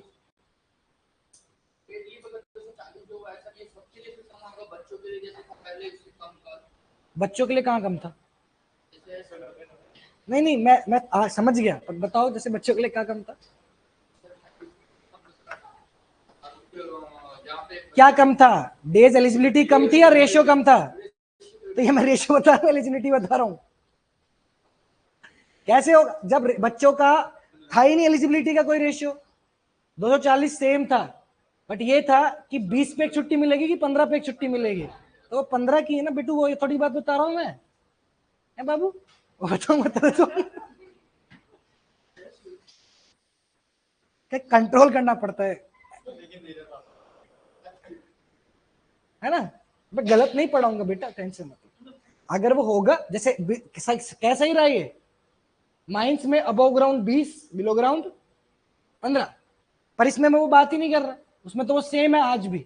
मैं बता रहा हूं एलिजिबल कब होता है, वो रेशियो तो बाद में कैलकुलेट होगा, पहले एलिजिबल तो हो उस साल 180 दिन काम करके। ठीक है, इसमें भी इंस्पेक्टर कम फैसिलिटेटर्स है।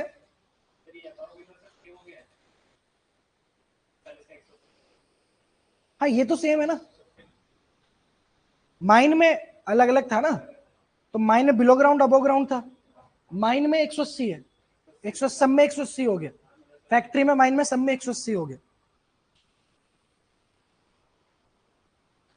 एक चीज मैं बता रहा था,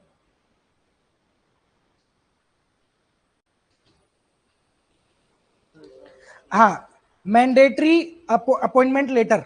अब ओएसएचएस कोड में अपॉइंटमेंट लेटर अपन ने कभी नहीं पढ़ा कि मैंडेटरी हो, पुराने किसी में, अब मैंडेटरी लिख लो। अपॉइंटमेंट लेटर मैंडेटरी है, और अगर आपने पहले नहीं दिया, कोड आ गया, इंप्लीमेंट हो गया, तो अब 3 महीने के अंदर अंदर अपॉइंटमेंट लेटर देना पड़ेगा। अब तक नहीं दिया चलेगा, इस कोड के इंप्लीमेंटेशन के बाद 3 महीने के अंदर अंदर अपॉइंटमेंट लेटर देना पड़ेगा। एक्चुअली इसलिए है ना कि अपॉइंटमेंट लेटर की जो फीचर है वो केवल सर्विसेज सेक्टर में ही होते हैं। मैन्युफैक्चरिंग में और बाकी सेक्टर में तो अपॉइंटमेंट लेटर जैसी नाम की चीज ही नहीं होती। तो अभी अपॉइंटमेंट लेटर देना पड़ेगा और सबको देना पड़ेगा, चाहे इस एक्ट कोड के अंदर जो जो माइंस, जर्नलिस्ट, फैक्ट्री जो भी हुई, इवन एक नॉर्मल मजदूर, ऑर्डिनरी वर्कर को भी देना पड़ेगा अपॉइंटमेंट लेटर। क्या मना नहीं कर पाए? और मैंने एक चीज बताई थी कि कॉमन फैसिलिटी, अगर एक ही बिल्डिंग में एक ही एरिया को 2-4 ऑक्यूपायर है, उसके 2-4 लोगों ने फैक्ट्री, 2-4 लोगों ने कुछ कर रहे हैं, तो कॉमन फैसिलिटी कौन प्रोवाइड करता है? बिल्डिंग का ऑनर। जैसे इस बिल्डिंग में बहुत सारी कोचिंग है, तो वॉशरूम किसने दिया? ऑनर ने। ये पहले था, अभी जॉइंट लाइबिलिटी है, ऑनर की भी और ऑक्यूपायर की भी। लिख लो, joint liability in case of common facility of owner and occupier.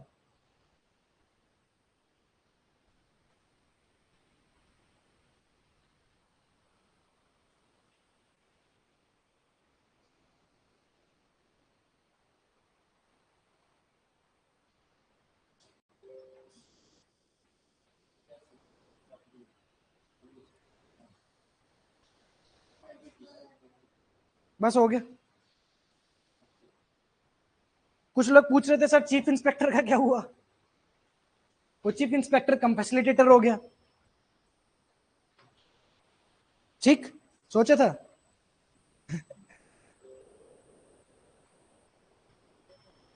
अगर कॉन्ट्रैक्टर ने कॉन्ट्रैक्ट लेबर को एम्प्लॉय किया और उसके लिए क्वालिफाइंग क्राइटेरिया पूरा नहीं किया, तो वो एक परमानेंट या फिर होलसम लाइसेंस लेने की बजाय सिर्फ उस वर्क पीरियड के लिए, वर्क के लिए लाइसेंस ले सकता है। यानी अब नए लेबर कोड में वर्क स्पेसिफिक लाइसेंसेस भी आ गए। लिख लो, बस एक टर्म लिख लो, वर्क स्पेसिफिक लाइसेंस। एक काम के लिए वो ले सकता है, ओवरऑल नहीं मिलेगा उसको। Work specific licence.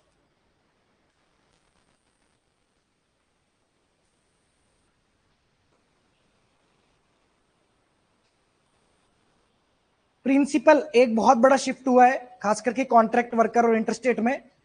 Amenities provide करने की जिम्मेदारी किसकी थी? एम्प्लॉयर की या कॉन्ट्रैक्टर की? अब वो चेंज कर दिया, अब सारा बर्डन एम्प्लॉयर पर डाल दिया। पहले कॉन्ट्रैक्टर पे थी, अब प्रिंसिपल एम्प्लॉयर पे थी। और पहले ये लिखा हुआ था नए पुराने लॉज में कि अगर प्रिंसिपल एम्प्लॉयर दे भी देता है तो वो कॉन्ट्रैक्टर से पैसा वसूल लेगा। अब नहीं है, अब प्रिंसिपल एम्प्लॉयर देगा, अपने पैसों से देगा। इसलिए तो ये लोग स्ट्राइक करवा रहे हैं। असली में तो वही है ना। एक और चीज हमने पढ़ी थी, कॉन्ट्रैक्ट में और इंटरस्टेट माइग्रेंट वर्कमैन में पैसा बांटते समय, सैलरी देते समय प्रिंसिपल एम्प्लॉयर का एक आदमी कॉन्ट्रैक्टर के साथ खड़ा होगा, अब वो हटा दिया। नो रिक्वायरमेंट ऑफ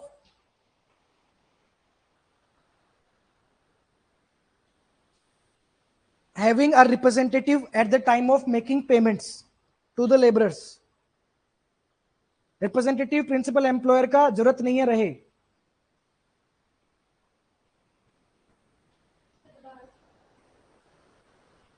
वेजेस अभी आपने पढ़ा नहीं ना वो एक्ट, इसलिए आपको लग रहा है। वेजेस जब देते हैं, वेजेस कॉन्ट्रैक्टर देता है, वही लेके आए ना वर्कर्स को, तो प्रिंसिपल एम्प्लॉयर का एक आदमी खड़ा रहता है तभी देता है वो। अभी वो प्रोविजन हटा दिया, अब प्रिंसिपल एम्प्लॉयर का आदमी हो या ना हो वो दे सकता है। और अब एक्सपीरियंस सर्टिफिकेट भी देने होंगे कॉन्ट्रैक्ट वर्कर्स को। पहले तो फॉर्मल वालों को ही मिलता था, परमानेंट वालों को। अब कंस्ट्रक्शन और कॉन्ट्रैक्ट वाले में एक्सपीरियंस सर्टिफिकेट देना पड़ेगा।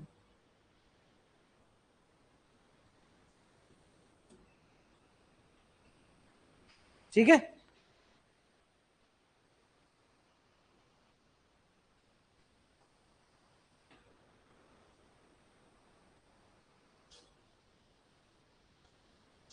फ्री एनुअल हेल्थ चेकअप होगा, एम्प्लॉयर करवाएगा। Annual free health checkup. E waste dispose करने की जिम्मेदारी भी एम्प्लॉयर की। ओवर टाइम आज भी डबल ही है। क्रश फैसिलिटी 30 से 50 कर दी ओवरऑल सब में। कितने साल से कम के बच्चों के लिए होता है क्रश फैसिलिटी? वेलफेयर ऑफिसर कितने पे आता था?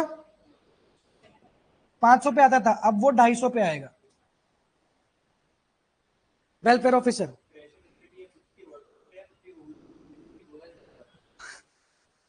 अगर सारे आदमी हुए तो कैसे करेंगे क्या? नहीं, वुमेन ही है।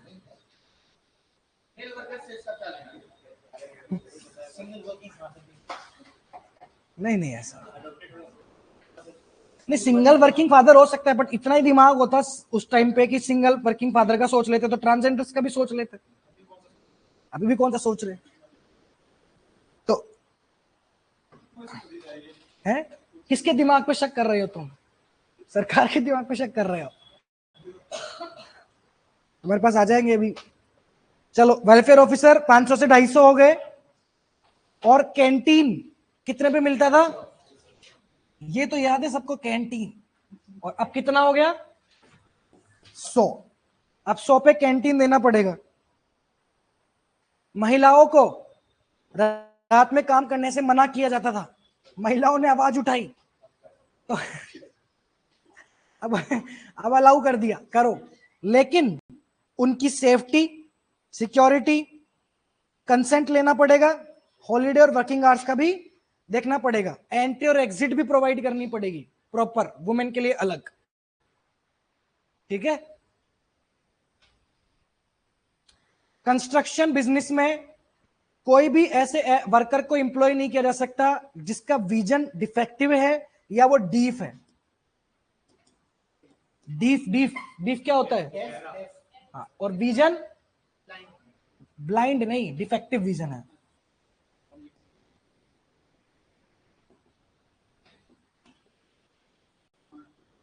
ठीक,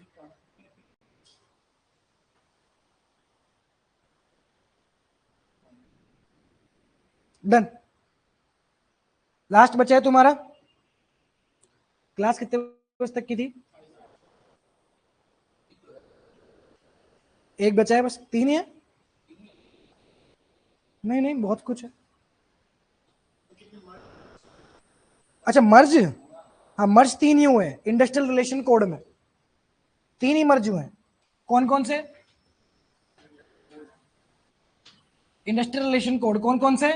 trade union act, industrial standing employment order act और industrial dispute act. Trade union act, industrial standing employment order act और इंडस्ट्रियल डिस्प्यूट एक्ट।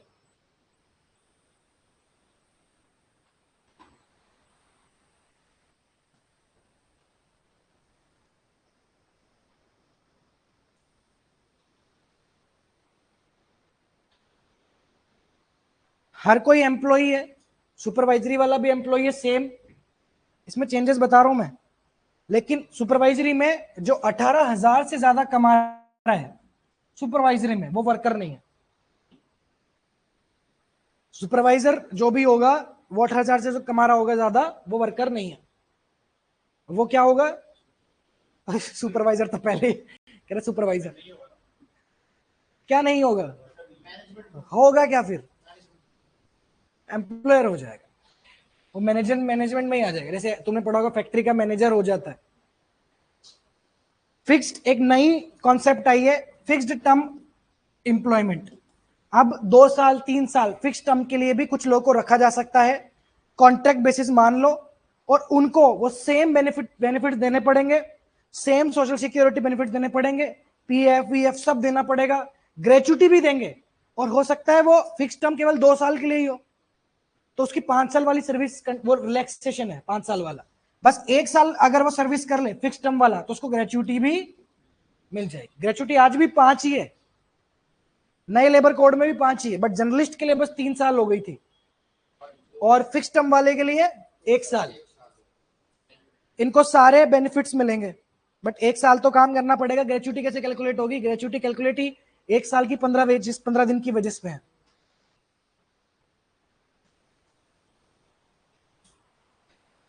पहले ये था कोई भी इंडस्ट्रियल डिस्प्यूट रेज होता था तो वो 3 साल के अंदर अंदर रेस करना होता था, अब 2 साल के अंदर रेस किया जा सकता है, सिर्फ 2 साल।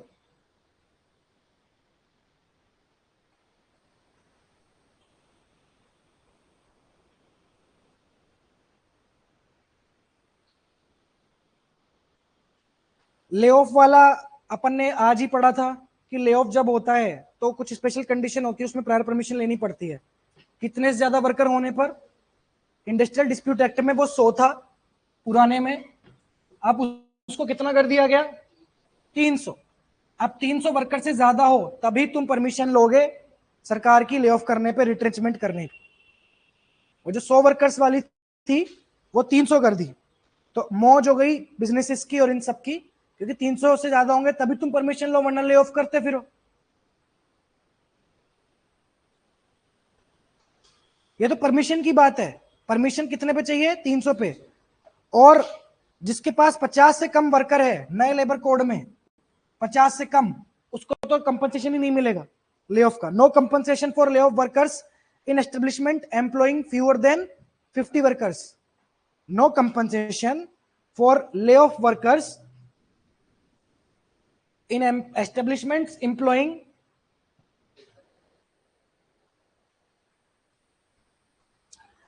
fewer than 50 workers. लिख लिया? जीआरसी पढ़ी थी अपन ने, कौन से एक्ट में पढ़ी थी? कितने मैक्सिमम वर्कर्स होते थे? 30, 6 होते थे। 20 तो एलिजिबिलिटी वाला था, भूल गए आप? 20 एलिजिबिलिटी होती थी, 20 आज भी है, लेकिन 6 मैक्सिमम होते थे। वो 6 से कितना हो गया? मतलब 20 एम्प्लॉइज आए होंगे तुम्हारे ऑर्गेनाइजेशन में तभी जीआरसी आएगी, लेकिन जीआरसी में मेंबर कितने होंगे? पहले 10, 6 थे, अब 10 हो गए।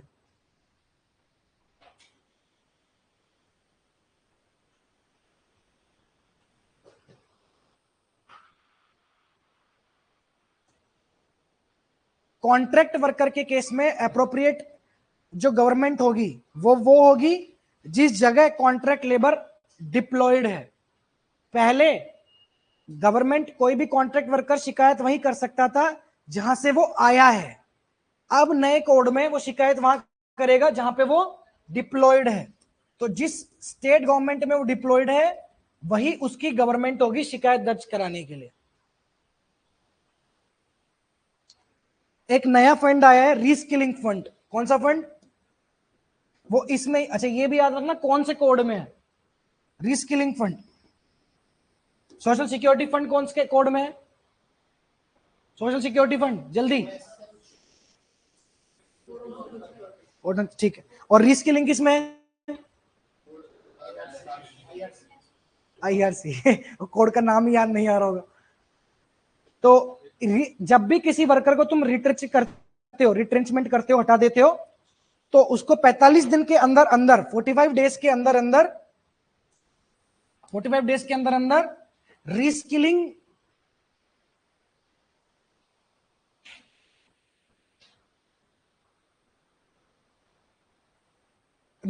कंपनसेशन देना पड़ेगा। वो कितना होता है? 15 दिन का, 15 दिन की वेजेस, 15 दिन की वेजेस।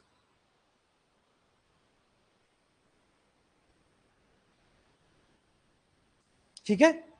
और ये रिट्रेंचमेंट होने से पहले ही जमा होता है, रिट्रेंचमेंट होने के बाद पैसा क्रेडिट कर दिया जाता है एम्प्लॉय को। एम्प्लॉयर पहले ही जमा करके रखता है पैसा कि जिस जिसको हटाएगा उसको रिस्किल। ये पहले किसी पुराने लॉ में नहीं है।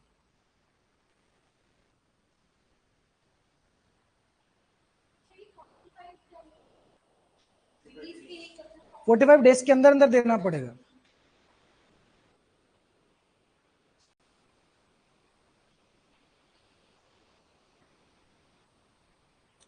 पहले इंडस्ट्रियल डिस्प्यूट क्या था? आज ही मैंने शायद पढ़ा था क्लास में कि इंडस्ट्रियल डिस्प्यूट में मैटर में कौन कौन सा आता है? एम्प्लॉयमेंट, नॉन एम्प्लॉयमेंट और टर्म्स एंड कंडीशन वाला था। उसमें कुछ और एडिशन भी हुआ है, वो मैटर भी इंडस्ट्रियल डिस्प्यूट माने जाते हैं। कौन कौन से मैटर? डिस्चार्ज लिख लीजिए, इंडस्ट्रियल डिस्प्यूट में क्या क्या आएगा? डिस्चार्ज, डिसमिसल, रिट्रेंचमेंट और टर्मिनेशन। रेजिग्नेशन नहीं है। डिस्चार्ज, डिसमिसल, रिट्रेंचमेंट और टर्मिनेशन। एक सबसे बड़ा चेंज वो ये आया है कि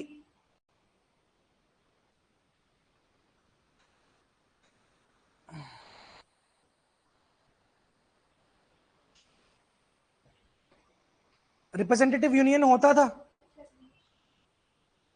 पहले, रिप्रेजेंटेटिव यूनियन होता था, अब होगा sole negotiating union. Industrial dispute act में सोल नेगोशिएटिंग यूनियन। इस सोल नेगोशिएटिंग यूनियन वही बन सकता है जिसके पास मिनिमम 51% वर्कर्स का सपोर्ट हो। पुराने में क्या होता था? रिप्रेजेंटेटिव यूनियन, उसको कितना सपोर्ट चाहिए था? और अब सोल नेगोशिएटिंग यूनियन 51% के सपोर्ट में,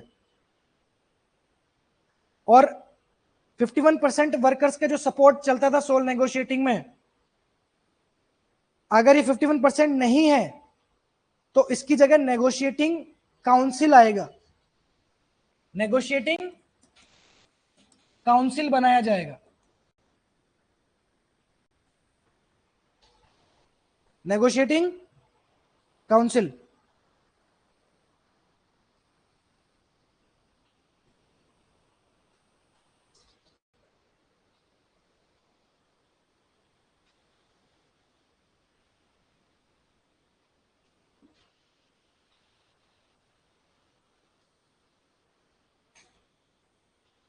भाई मल्टीपल अगर ट्रेड यूनियंस है और इतना सपोर्ट भी नहीं ले पा रहे हैं तो नेगोशिएटिंग काउंसिल होगा।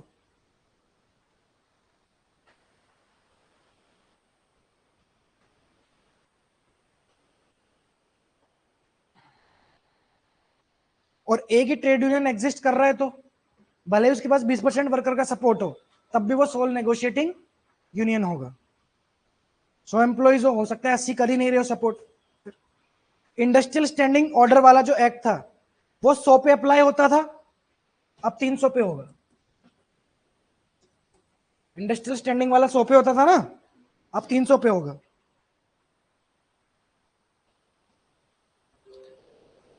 पहले स्ट्राइक और लॉकआउट के लिए जो कंडीशंस थी नोटिस वाली, वो सिर्फ पब्लिक यूटिलिटी सर्विस के लिए हुआ करती थी इंडस्ट्रियल डिस्प्यूट एक्ट में, अभी पढ़ाया था मैंने।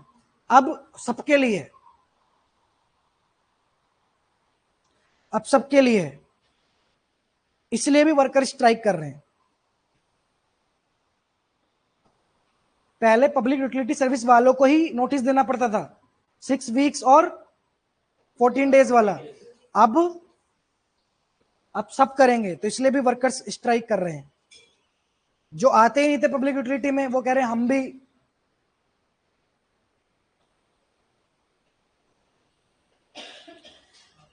ये जो नेगोशिएटिंग काउंसिल तुमने लिखा, इसमें जो वर्कर्स आएंगे वो ट्रेड यूनियन के रिप्रेजेंटेटिव्स ही आएंगे, और उन्हीं ट्रेड यूनियन के रिप्रेजेंटेटिव्स आएंगे जिसमें कम से कम 20% सपोर्ट हो वर्कर्स का।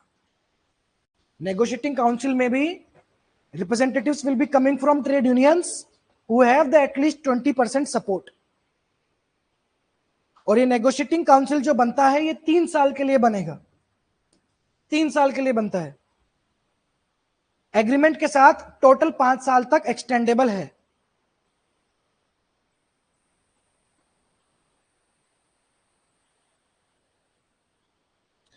ये रिकॉग्निशन के लिए, चाहे वो सोल नेगोशिएटिंग यूनियन हो या नेगोशिएटिंग काउंसिल हो, इसका रिकॉग्निशन 15 दिन के अंदर अंदर हो जाना चाहिए।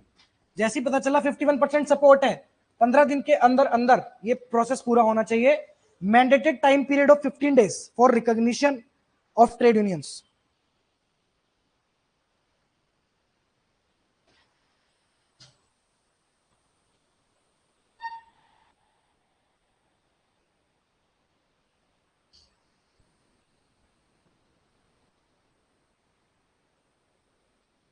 एक और चेंज आया है, कंसिलेशन, अगर कोई बोर्ड ऑफ कंसिलेशन में मैटर है तो वो 45 दिन के अंदर अंदर सॉल्व होना चाहिए, नहीं तो वो ऑटोमेटिकली ट्रिब्यूनल के पास चला जाएगा।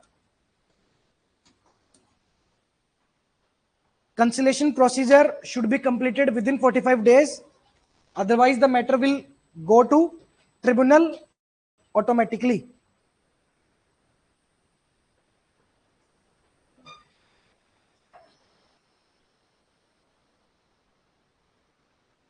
फोमो हो रहा है तो फोमो को जोमो में बदल लो। जोमो क्या होता है? होता है भाई, इसका लगता है हर बात ही मजाक कर रहा हूं। जॉय ऑफ मिसिंग आउट, है ना? कैसे लोगे ये जॉय?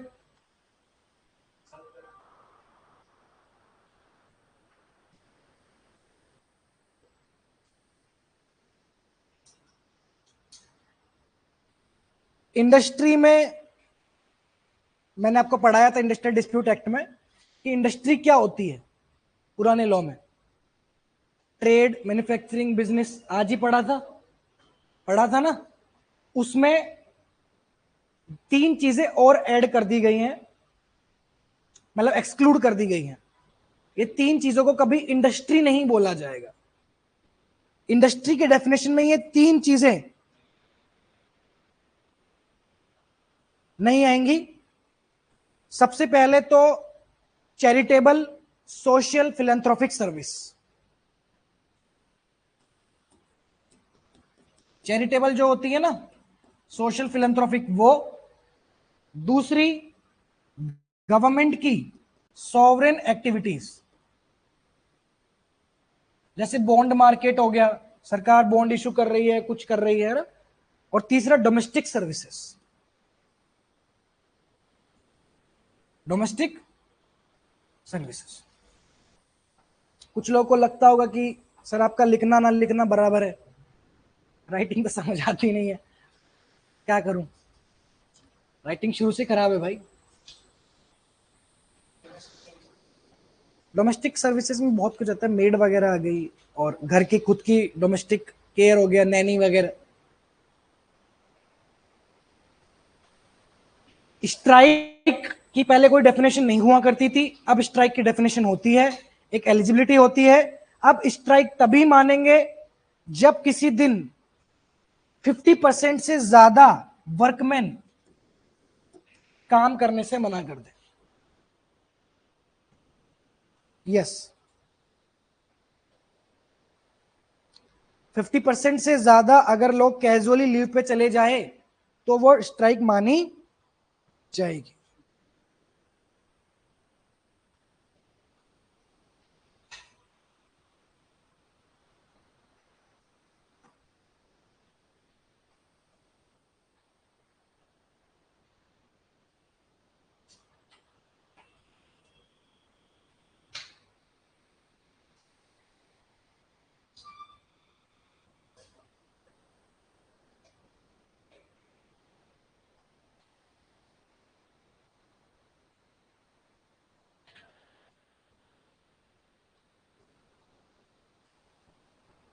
हो गया है, बस थोड़ा सा बचा है, 1-2 लाइन और।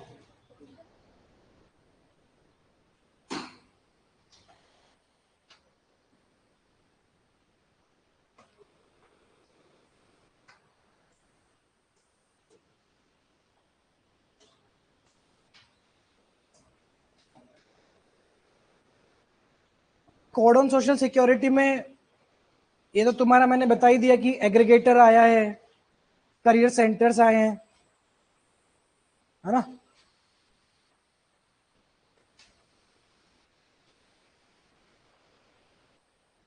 जो OSH है, OSH वाला कोड, उसमें एक नई डेफिनेशन आई है, कोर एक्टिविटी। किसी भी बिजनेस की कोर एक्टिविटी क्या हो सकती है, उसमें 6-7 लिस्ट है। आप चाहें तो देख सकते हैं, नहीं तो कोई इंपॉर्टेंट है नहीं। कोर एक्टिविटी क्या होती है, बस इतना याद रखो कौन से कोड में है, OSH में है।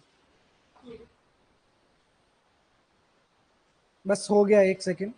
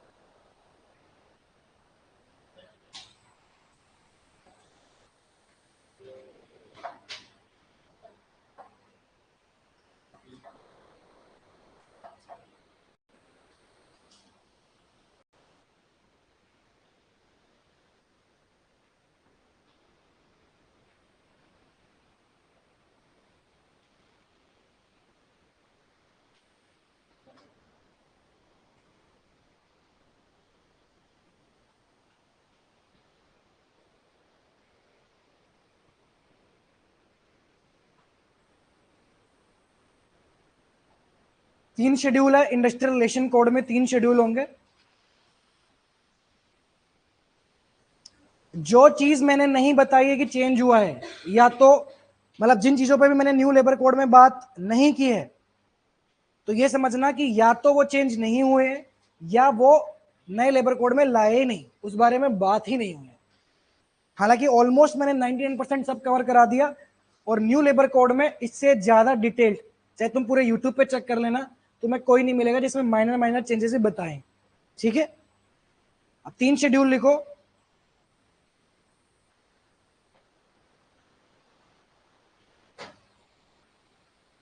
फर्स्ट शेड्यूल में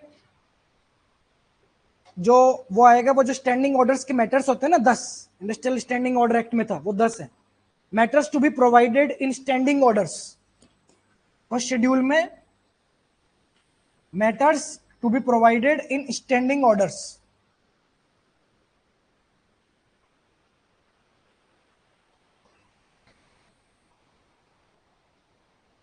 सेकेंड शेड्यूल में अनफेयर लेबर प्रैक्टिसेस। कोई मुझे बताएगा कि इंडस्ट्रियल डिस्प्यूट एक्ट में कौन से शेड्यूल में होता था? फिफ्थ में। इंडस्ट्रियल डिस्प्यूट एक्ट में फिफ्थ शेड्यूल में अनफेयर लेबर है, वो सेकेंड शेड्यूल में आ गया।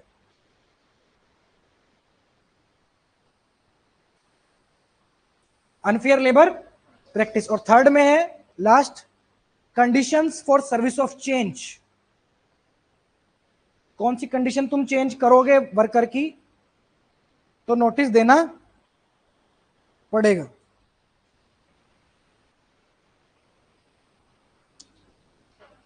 ईपीएफ एक्ट से रिलेटेड कुछ मिसकंसेप्शंस थे, कुछ डाउट्स थे, हो गए नए लेबर कोड पूरे।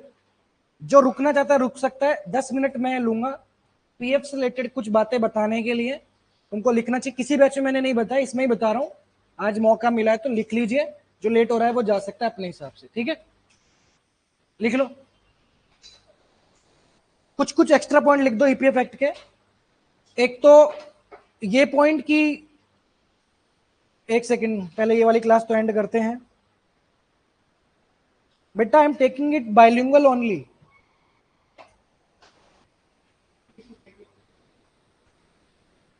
अब क्या मैं क्या बोलूं, क्या मतलब क्षतिग्रस्त बोलूं?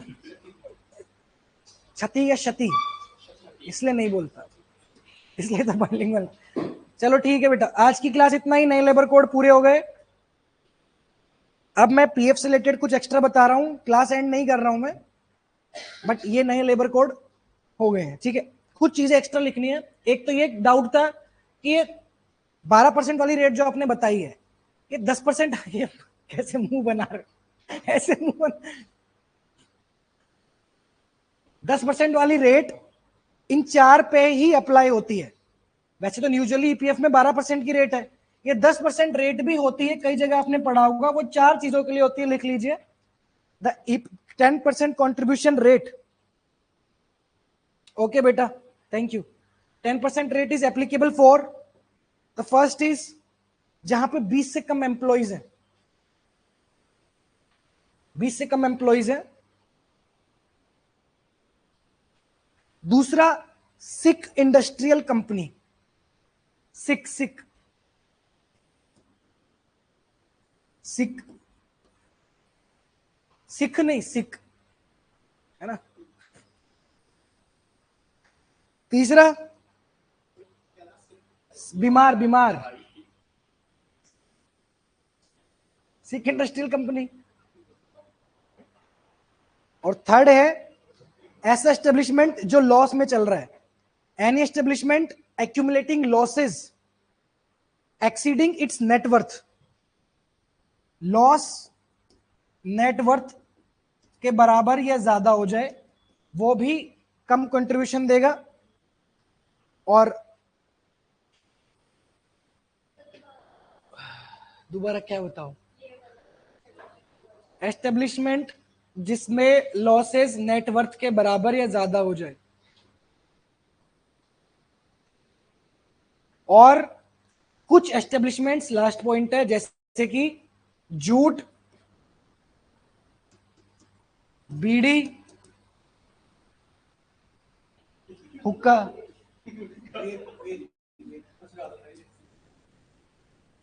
कॉयर, कॉयर क्या होता है? जूस? अबे नारियल होता है, क्या नई चीज आई है? और लास्ट ब्रिक, और एक और लास्ट ग्वार गम। ये क्या होता है ये मत पूछना। ग्वार गम बस इन पे गुटखा तंबाकू हो गया ना। और गम कैसे हुआ? चलो ठीक है, कोई बात नहीं। लेस देन 20 एम्प्लॉय वाला तो वैसे ही वॉलंटरी है ना, तो सबसे पहला ऑप्शन लिखा है लेस देन 20 एम्प्लॉय, तो वैसे ही अपनी इच्छा से। मैं समझा नहीं अपनी इच्छा। हाँ, इच्छा से कर सकते हैं ना।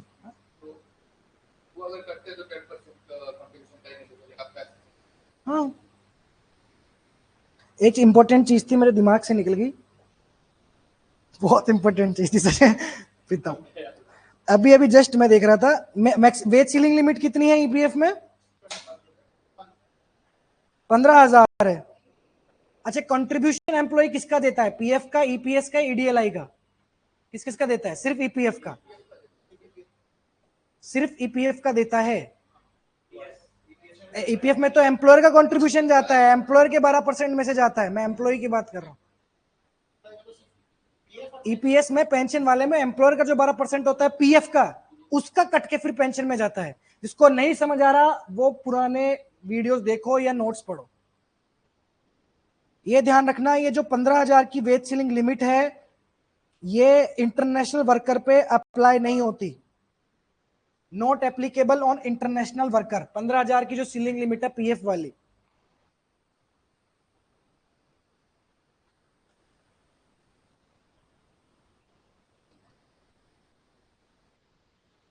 ईपीएस में से पैसा कब निकलता है?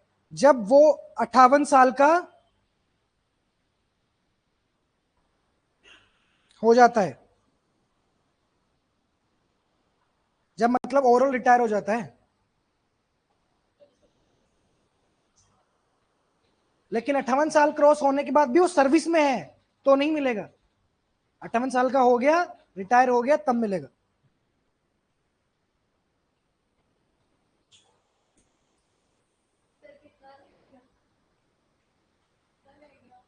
बस पीएफ 15,000 से ज्यादा किसी की वेज हो तो जा सकता है, जा सकता है। लेकिन क्या ईडीएलआई भी उतना ही देना पड़ेगा फिर जितना पीएफ जा रहा है? उसकी तो 15,000 की सीलिंग फिक्स है।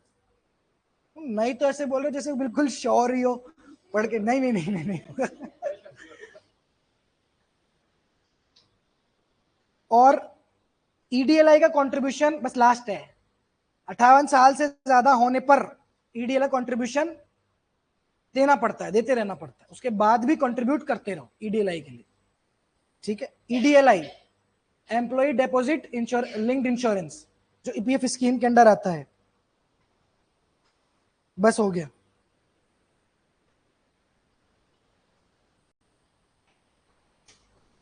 चलो खत्म। और 58 मीन्स, अच्छा 58, 58, 58, 58। Okay guys, thanks and regards. ठीक है, चलो बेटा, बाय बेटा।